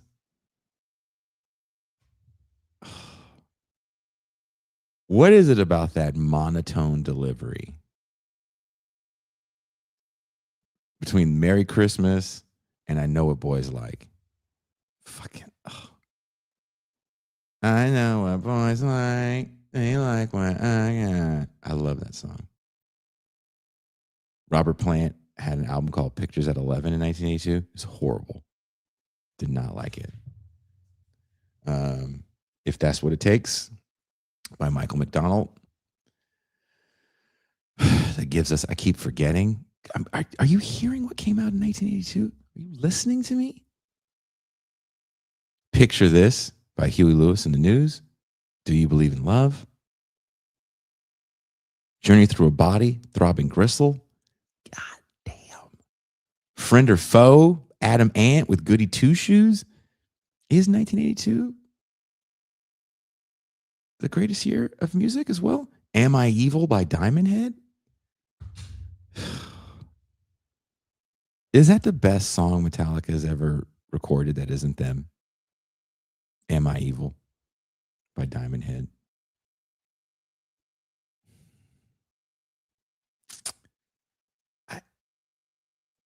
Carry On album by Bobby Caldwell comes out in 82. Electric Avenue by Eddie Grant. Oh my God. George Thorogood's Bad to the Bone. Oh my God. So 82 might be the greatest year in pop culture. Might be again, because musically, it's a year that isn't yet defined by music being a visual medium. Television is changing as well with the rise of NBC. Brandon Tartikoff comes in. Family Ties comes on the scene, and Cheers in 1982. Kind of right before the heyday of the situational comedy.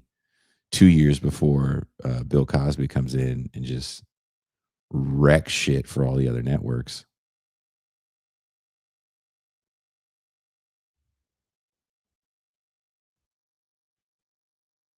But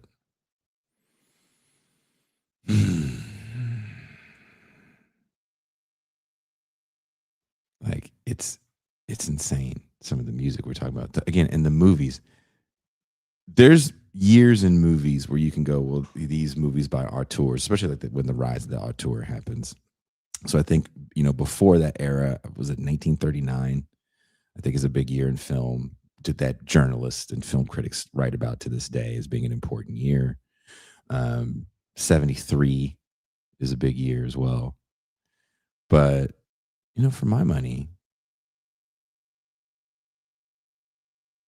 1982 might be the best mix of big budget with freedom that the auteurs get, because you need a certain amount of freedom to make the thing.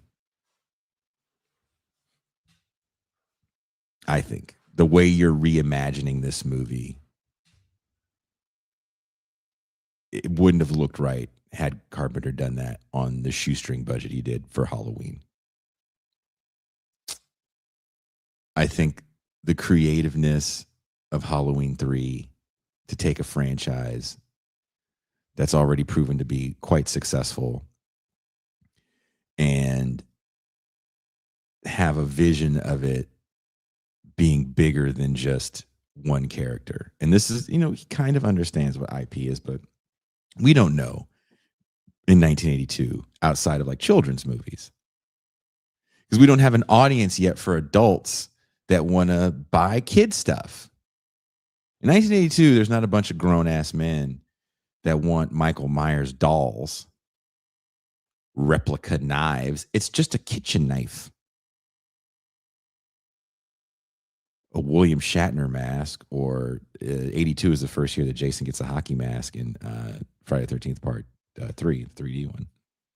So these are things you can just find anywhere. So you don't really need to license it. That's not the first thing. And again, who's going to buy it? Because only kids buy shit like that. That's the way people are thinking. It's going to take decades later for you to see an adult market down the road that adults want to buy, T-shirts for Freddy Krueger and shit like that. So to just go, we've done enough with this character. You can't keep killing him. It's just ridiculous. Let's turn this into an interesting anthology and make crazy fucking movies.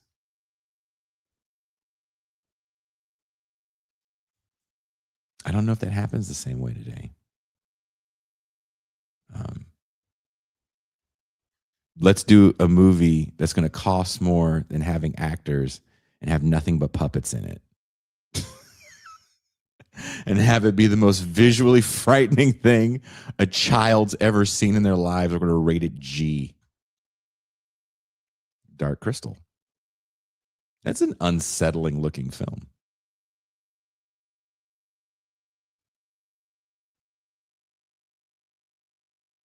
There's all these things, if you don't believe me, go look up black men don't wear the dress, right? There's all this. Hollywood wants to emasculate the black man. Hollywood has one function, and it's to take the black man's semen and lower the testosterone count within his balls. Hollywood is the creator of low T.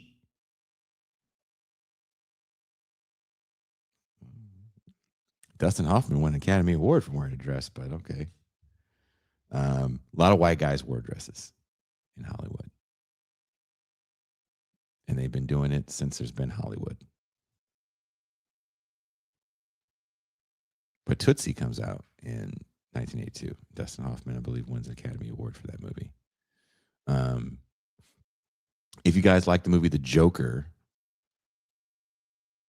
a lot of it is taken from a movie that comes out in 1982 called The King of Comedy, starring Robert De Niro.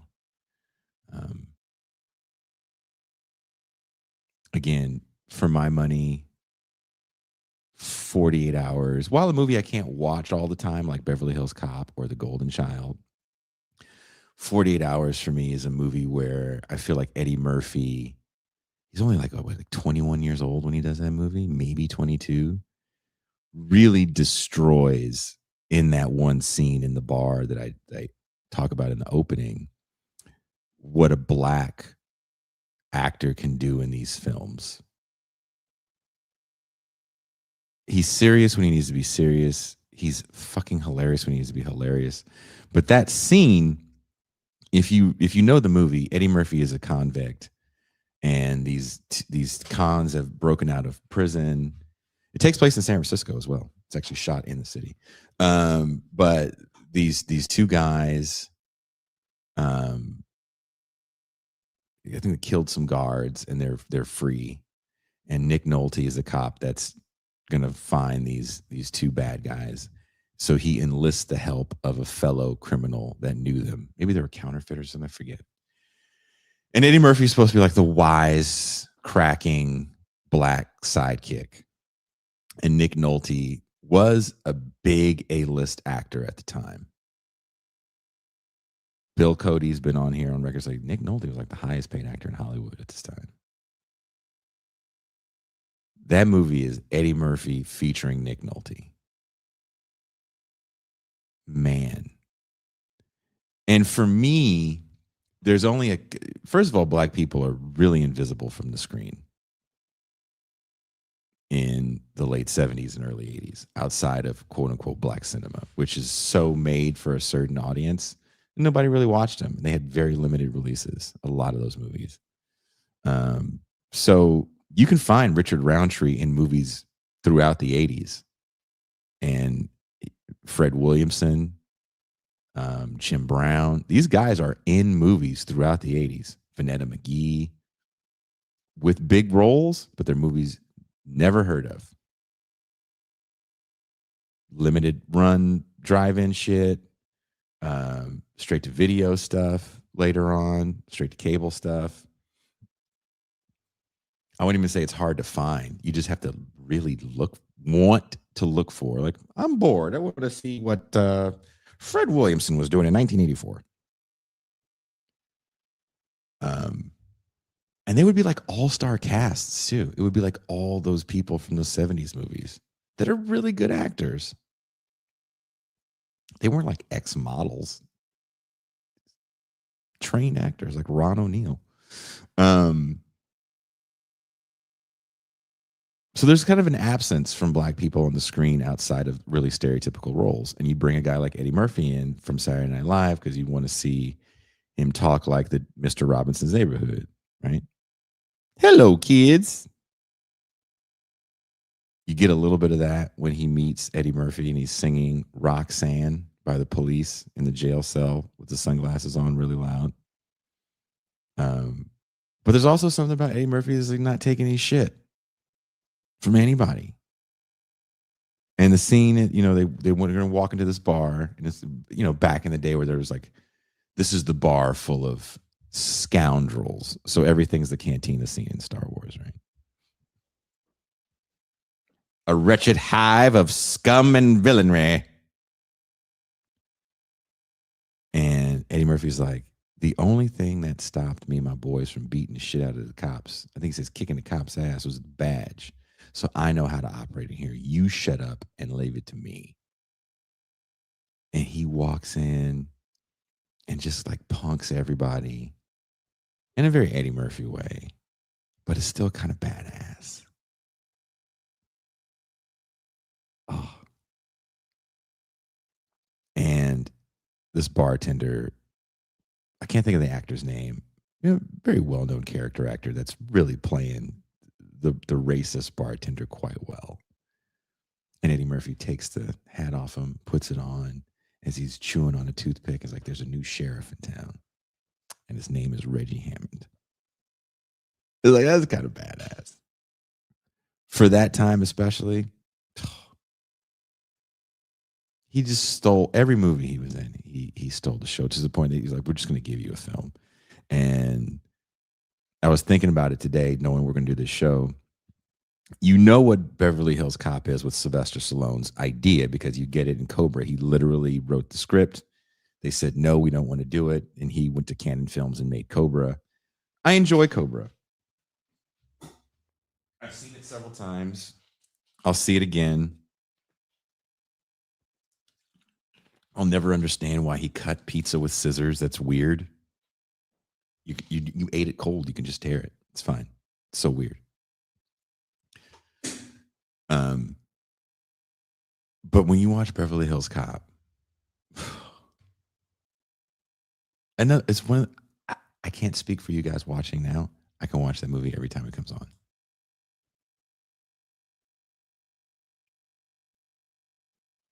Dr. Claus says Ron O'Neal was in an episode of Knight Rider. No shit. Was he a bad guy? Anton says seen 48 Hours twice. The second time was 4 days ago. Remember, Eddie Murphy gets a 48 Hours 2 made. Someone says just watched Beverly Hills Cop the other night. Chris Olsen says King of Comedy is one of the best movies ever filmed. Wow.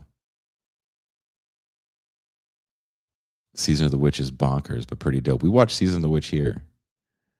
I think Taxi was retired in 81. Happy Days was still going in 82. Yes, it was. Both Cheers and Family Ties dropped in 82. Trust me, I looked it up. But man, give me a better year all around in pop culture.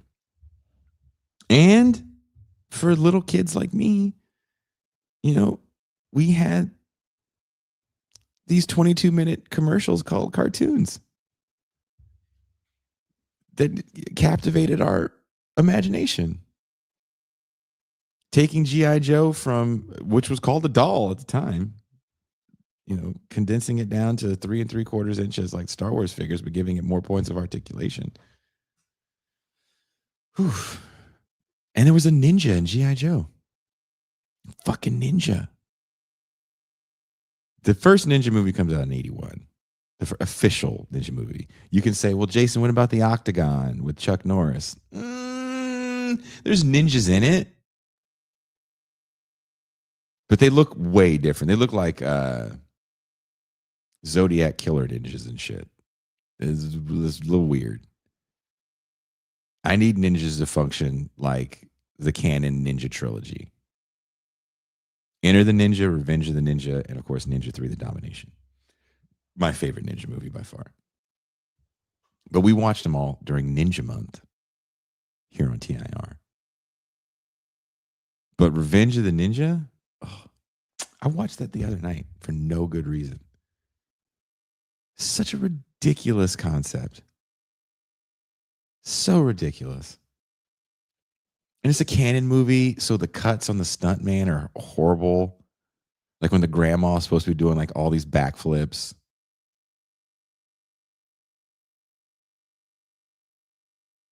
There's always a smuggling operation. What's with ninjas and smuggling? Is that how you tie in Japan in? There has to be drug smuggling and ninjas involved. I don't care how you get the ninjas involved. Get the ninjas involved. And as a little person, ninjas blew my fucking mind. There's a spinoff of the TV show Chips with ninjas. You heard me correct. There is a ninja spinoff.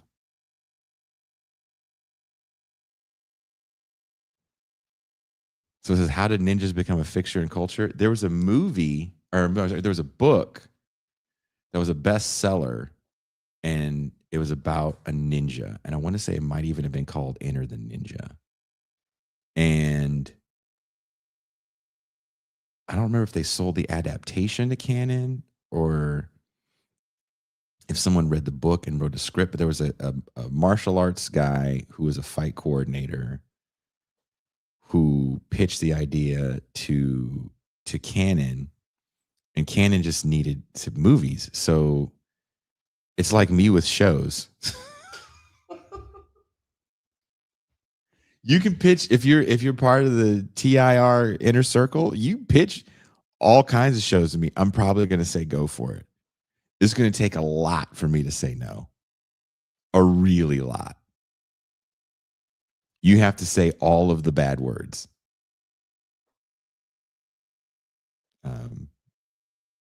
Toussaint will like say, do you have a minute? I'm like, yeah. And then she'll have a whole like pitch deck. You could just do it. I'm not going to say no. I trust you.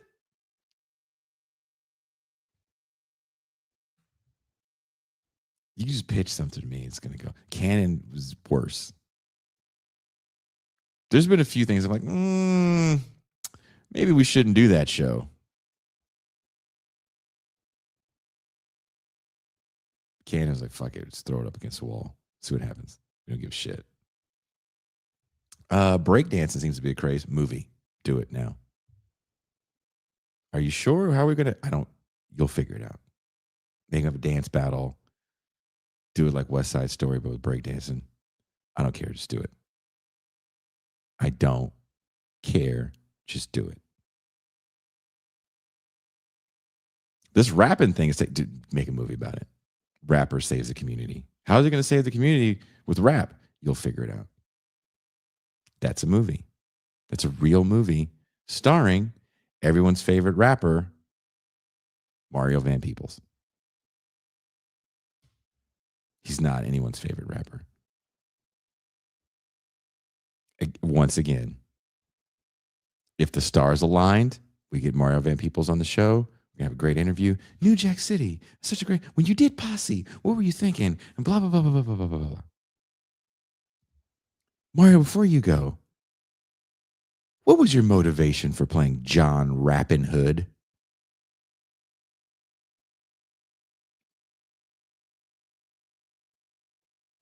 When they told you you were a rapper from the mean streets of Baltimore, and your nemesis was this white guy,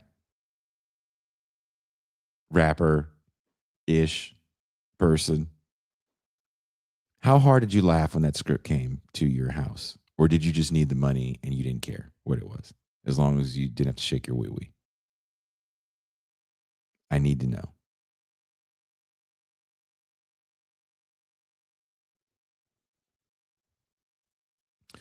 But that ninja movie, for no one knew what a ninja was. So a ninja could be anything. So Canon got to create the lore. And creating the lore, there's something about being the first that lays down the foundation. Kind of like vampire movies. Most of what we know about vampires, do we know it from Hammer movies? Or do we know it from the Lost Boys? Because they really lay out the lore.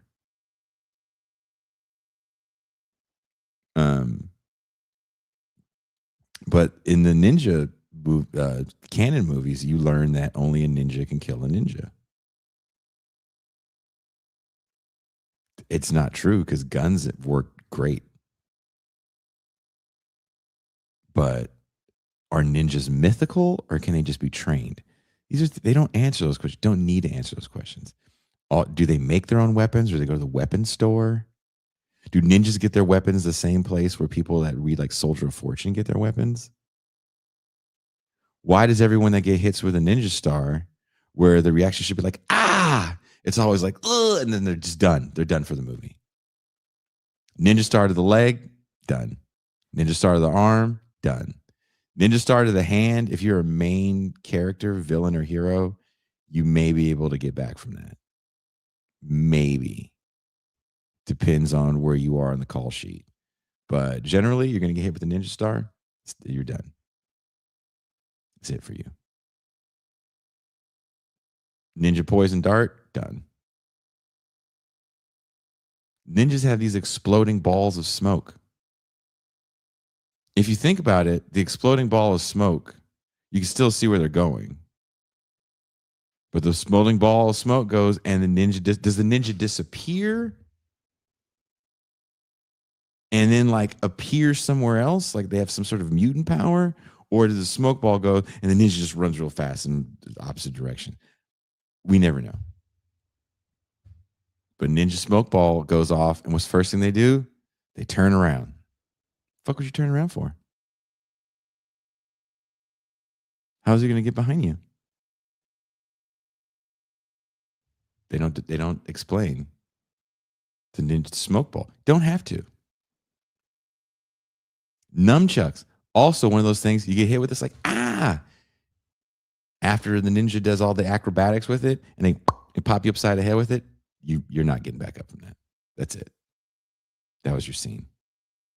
You got with a nunchuck. Doesn't matter where it hits you. I love that about ninja movies. And how do ninja movies usually climax? With a sword fight. Like, that's the ultimate weapon. You have all these long distance weapons. You could just assassinate that guy. You're a ninja. You could have like secretly crawled up a building and got position and blew his fucking head off with a pistol. You didn't need to fight him with your hands. By the mid 80s, ninjas start using guns. And it's ridiculous because they start disappearing and then reappearing with a gun and then blowing the motherfucker up. I've seen those ninja movies. I will not play those on this channel. And that's saying a lot. But I'm pro ninja. This channel is very pro ninja. Reclaim says, which is doubly ironic because ninjas don't have money for swords. How do ninjas get their money from like they and how do you if a ninja is so secret, how do you contact the ninja? Right? Are ninjas in the phone book? Is there a ninja directory? But they're just around. They're just around living their ninja fucking life. And in G.I. Joe, they got a ninja who's an all white. It doesn't make sense. He works for the bad guys. Why is he an all white? You know why? Because G.I. Joe's creators created a character that was literally just a mold. You mold a face on these little figures and features, and you give him a role. This guy is going to be the comms guy. This guy is going to be the lieutenant guy. Snake Eyes is just supposed to be. It's a mold. It looks kind of cool. Is he a ninja? What's a who? Sure. He's got a dog. Does that mean anything? Do ninjas have dogs? They do now. Snake Eyes is the coolest looking action figure ever. Nothing's been cooler than Snake Eyes. Does he talk? Nope. Badass. Cobra gets a ninja. He's got to be an all white. So Cobra gets like the pimp ninja. Storm Shadow. How dope is Storm Shadow? So fucking dope. He's an all white. If you watch ninja movies, the all white ninja is the good guy ninja. Technically, not necessarily a good guy. If you watch the first ninja movie, Enter the Ninja, with Frank Nero, he plays an ex-soldier that fought against Angola. Remember that? Hilarious. Ninjas for Empire. How does he get ninja training? Where did he get his ninja training? Where did this Italian man get ninja training from? Never explained. Doesn't matter.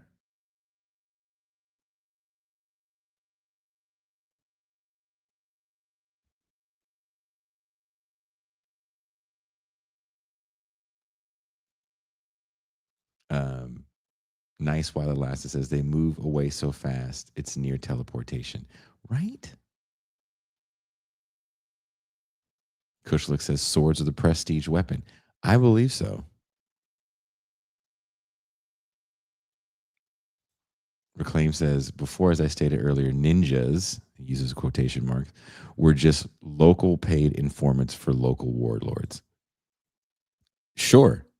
Maybe that's what they really were. I don't care. I don't need to know the history of the ninja in real life. Ninja history for me starts in 1981 with Canon Films' Enter the Ninja.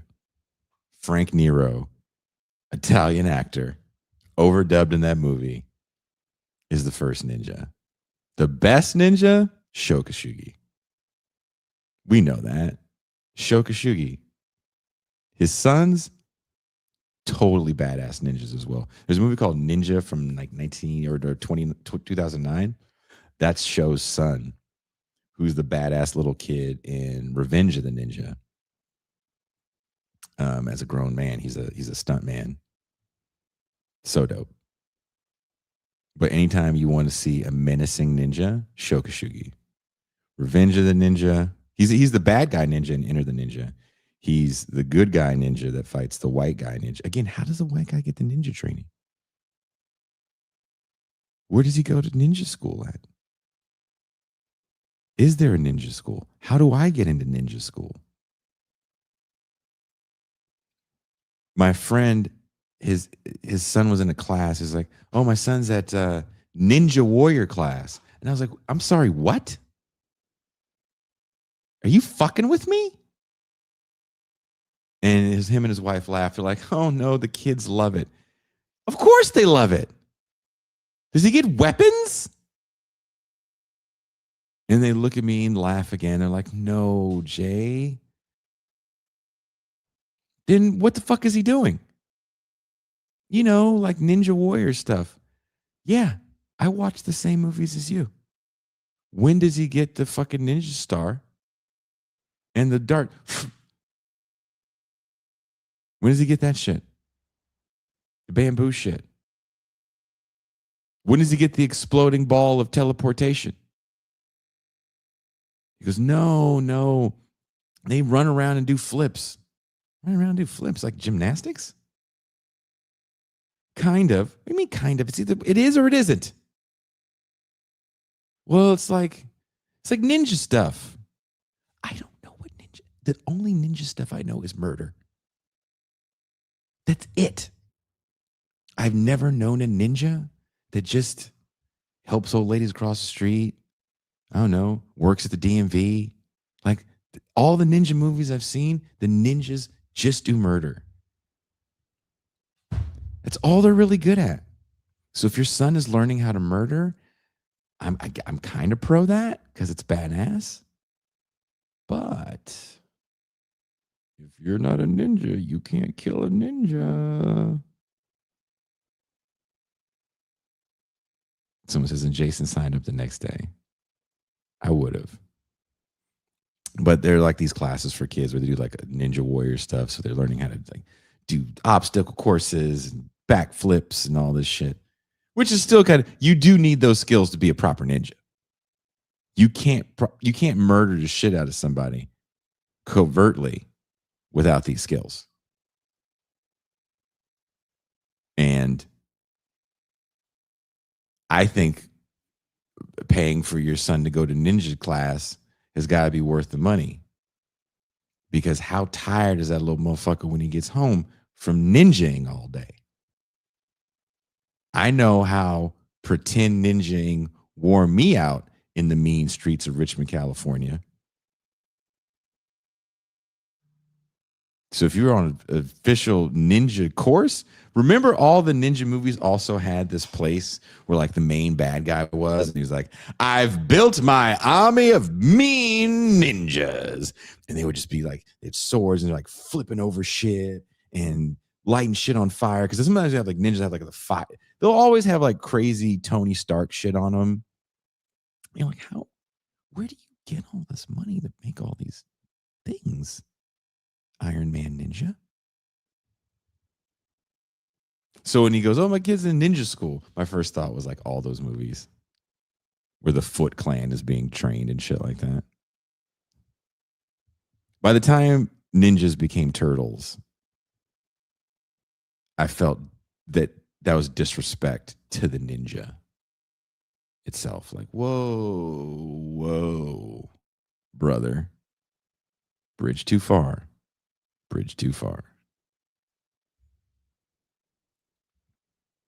Again, The Octagon is not the first ninja movie. Ninjas are in that movie. Dusty says when ninjas became turtles, that's when he came in. Oof.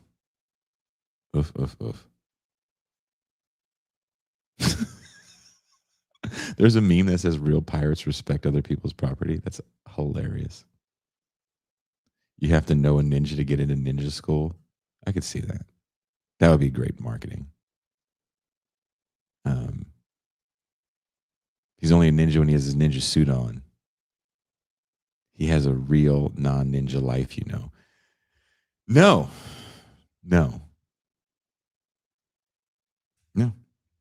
Even when ninjas don't have their suit on, they're always like walking around all menacingly and shit, like just looking for, I should kill that motherfucker right there. Why? Because fucking ninja. That's why. Again, 1982, great year for ninjas.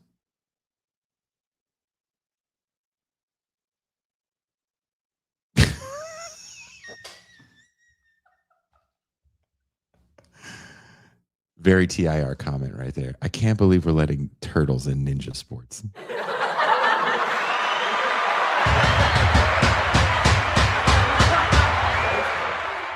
I love it. Thank you guys. I'm so bummed that the cats that I put together to come on the show couldn't be here, but life changed for a few of them. in good ways. In good ways. Maybe we'll do it again. I'm sure they'll have something to say. We'll call it part 2. Or maybe we'll have it battle another year. I think originally I had this battle 1977, which is a really good year for film as well. You get Star Wars, musically, you get there's a bunch of movies that come out in 77. Right now, all I can think is Star Wars because I'm being reduced to 10-year-old Jason.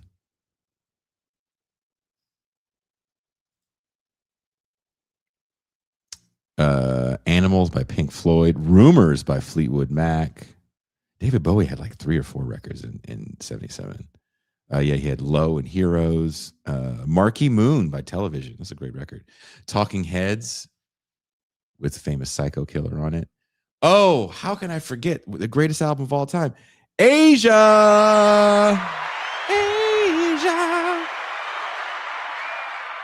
I run to you. The Stranger by Billy Joel. Nevermind the Bollocks. Exodus by Bob Marley. Trans Europe Express by Kraftwerk.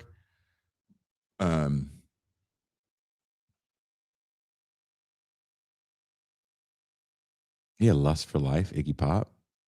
Great song. The Clash is self-titled. The Idiot by Iggy Pop. Rocket to Russia.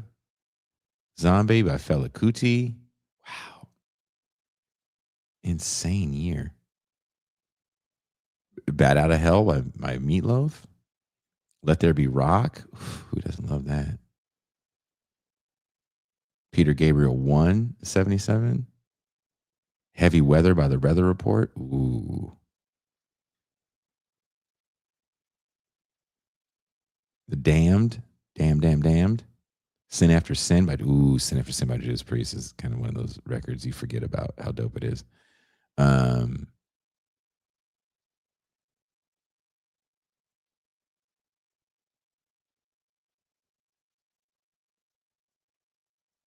All in All by Earth, Wind and Fire. Kind of when they lock in that AM gold sound that people know about them to this day. Don Juan's Reckless Daughter, Joni Mitchell. Wow. Motorhead self-titled. Wow. Love Gun by Kiss. That's actually kind of a good record. Wow. This is 77 is a good year. I remember yesterday, Donna Summer, Little Queen by Heart with Barracuda, Grand Illusion by Styx. Oof. This kind of a good ass year for music. So maybe we'll do it again and we'll have a battle, which is the better year. We'll have to look up what movies came out real quick in 77. What movies came out in 77? Other than Star Wars.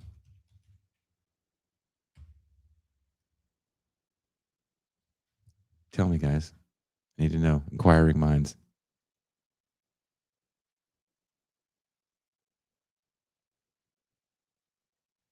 The Kentucky Fried movie comes out in 77.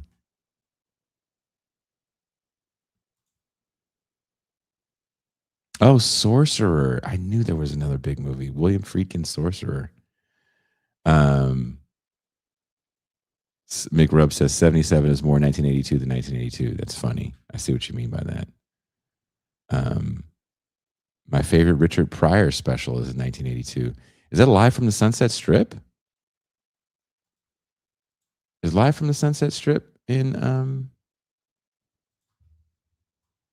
1970 or 1982? Movies released. Before we go, we have to find out what came out in 77 besides Star Wars. Close Encounters, duh.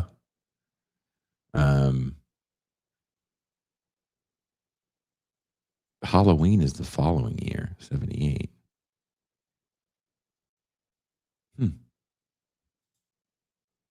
My computer's moving slow. Suspiria.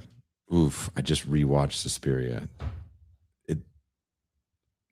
Visually, one of the most stunning films I've ever seen in my life.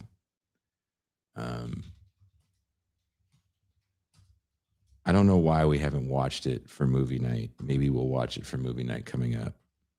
And the original, not the remake. Even though I've watched a little bit of the remake and I don't hate it, but I think you have to really watch the original to understand kind of what Argento was doing with color and setting tone with color. Smoking the Bandit, Saturday Night Fever, The Deep, Oh God. I actually went to the theater to see Oh God, You Devil as a little kid. Pumping Iron. Wow, Schwarzenegger's documentary. The Late Show. Fun with Dick and Jane.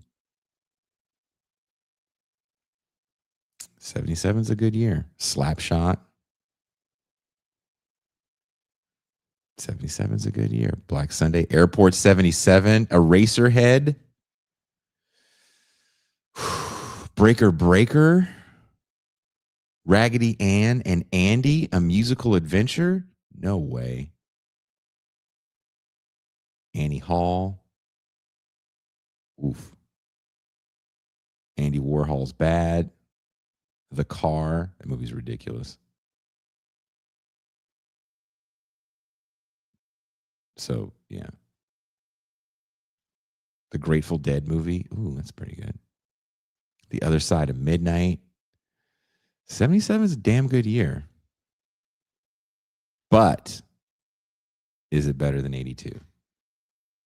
I'm still giving it to 82.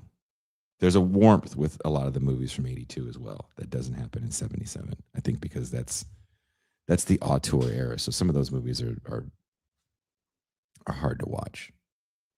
Yeah, Looking for Mr. Goodbar. Magnus says Slapshot's the greatest Canadian film of all time. I don't know if that's true. Have you ever seen The Gate, my friend, starring a young Stephen Dorff?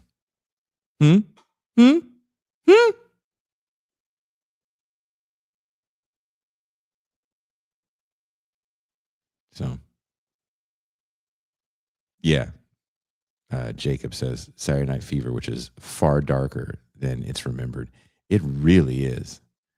That's why I look at, I don't hate 77. I feel like all the movies I named, I would love to turn my computer off and go watch them.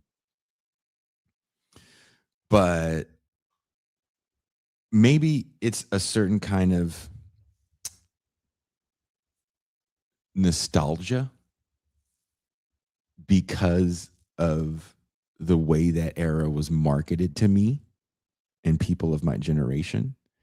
It just connects with me differently, especially when I think of a movie like Poltergeist, which is the perfect horror movie for young people. As a dad, and this is my dadness coming out, so I'm prefacing this by saying my dadness is going to ooze all over this comment before I go. I have some friends here that is a young family, and they have two kids who I think are both teenagers now. When I first came here, we were having a dinner get together thing at my house and made all this food and we're eating. And the kids want to watch a horror movie. And their parents are like, you guys, you're going to have nightmares. And I was like, what's a good horror movie for kids? I said Poltergeist. Like, yeah, we want to watch Poltergeist. And we sit there and watch Poltergeist. And looking at the kids just locked in on that movie. Because they don't really know much about it. They just know it's a scary looking movie. The cover art looks spooky and mysterious. But as unsettling as certain scenes are in that movie, and I think the second one is way more like horror graphic than the first, there's a warmth there in that film. There's hope in that film. You don't get that in 77. There's a darkness in 77. I think that's why Star Wars resonated the way it did. Because it's not a space movie about a dystopian future. It's a space movie about insurmountable odds the power of collective struggle defeating a technologically advanced adversary. That resonates with people. 77 is not filled with those types of movies. And again, it's not a knock on 77. It's the year I was born. I think it's the coolest fucking year. It's the year Elvis dies. And it's the year all this dope ass music comes out alongside the death of maybe one of the most iconic figures of music in the modern day. And Grace Jones is What I Did for Love in 77. Fleetwood Mac's Rumors is a really good record. But for my money, the best record in 1977 is Steely Dan's Asia. Fight me. Physically or in the comments if you disagree. But is there a better saxophone to drum solo in music? Nope. How do you not love the last 2 minutes of Asia with that drum solo? Ugh. I agree, Jacob. Poltergeist is a good entry-level horror movie before you get into more mature stuff. I agree wholeheartedly. Like Friedkin, for example. There's a darkness to Poltergeist, right? It's saying something beyond demon possession. It's saying something about society, about collapse, about disconnection. Poltergeist is not. E.T. is not. If anything, these movies are about family. But again, that's the corny dadness in me coming out. I won't lie. Reclaim says space Viet Cong. It is, as George Lucas has stated himself. There's a great book called Welcome to the Rebellion about the power of grand narratives, about how we should be using them on the left, even though the postmodernists say, fuck the grand narrative, you lose con. Yeah, I get that. But there is organizational power in the idea of grand narratives.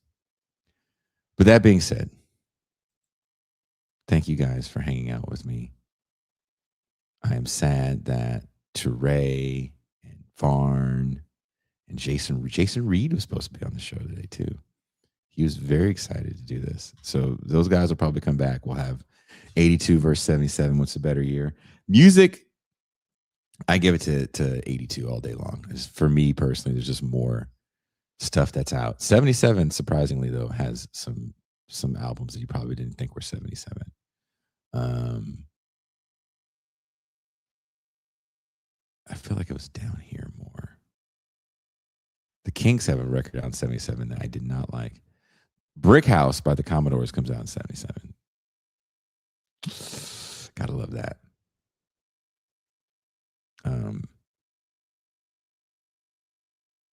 Dandy in the Underworld by T-Rex, if you guys are fans of the glam rock scene. But 77, in my opinion, does not hold a candle. And there's some good classic rock back then. If you're, Cat Scratch Fever by Nugent, 77. Feel So Good by Chuck Mangione. That is not rock, but who doesn't love Feel So Good by Chuck Mangione? If you don't like that song, there's a hole in your soul. I feel comfortable saying that. Oof. Roy Ayers, Lifeline. I'm going to go listen to that right now. All right. Thank you, guys. Put on the Roy Ayers. Fucking love Roy Ayers. Peace.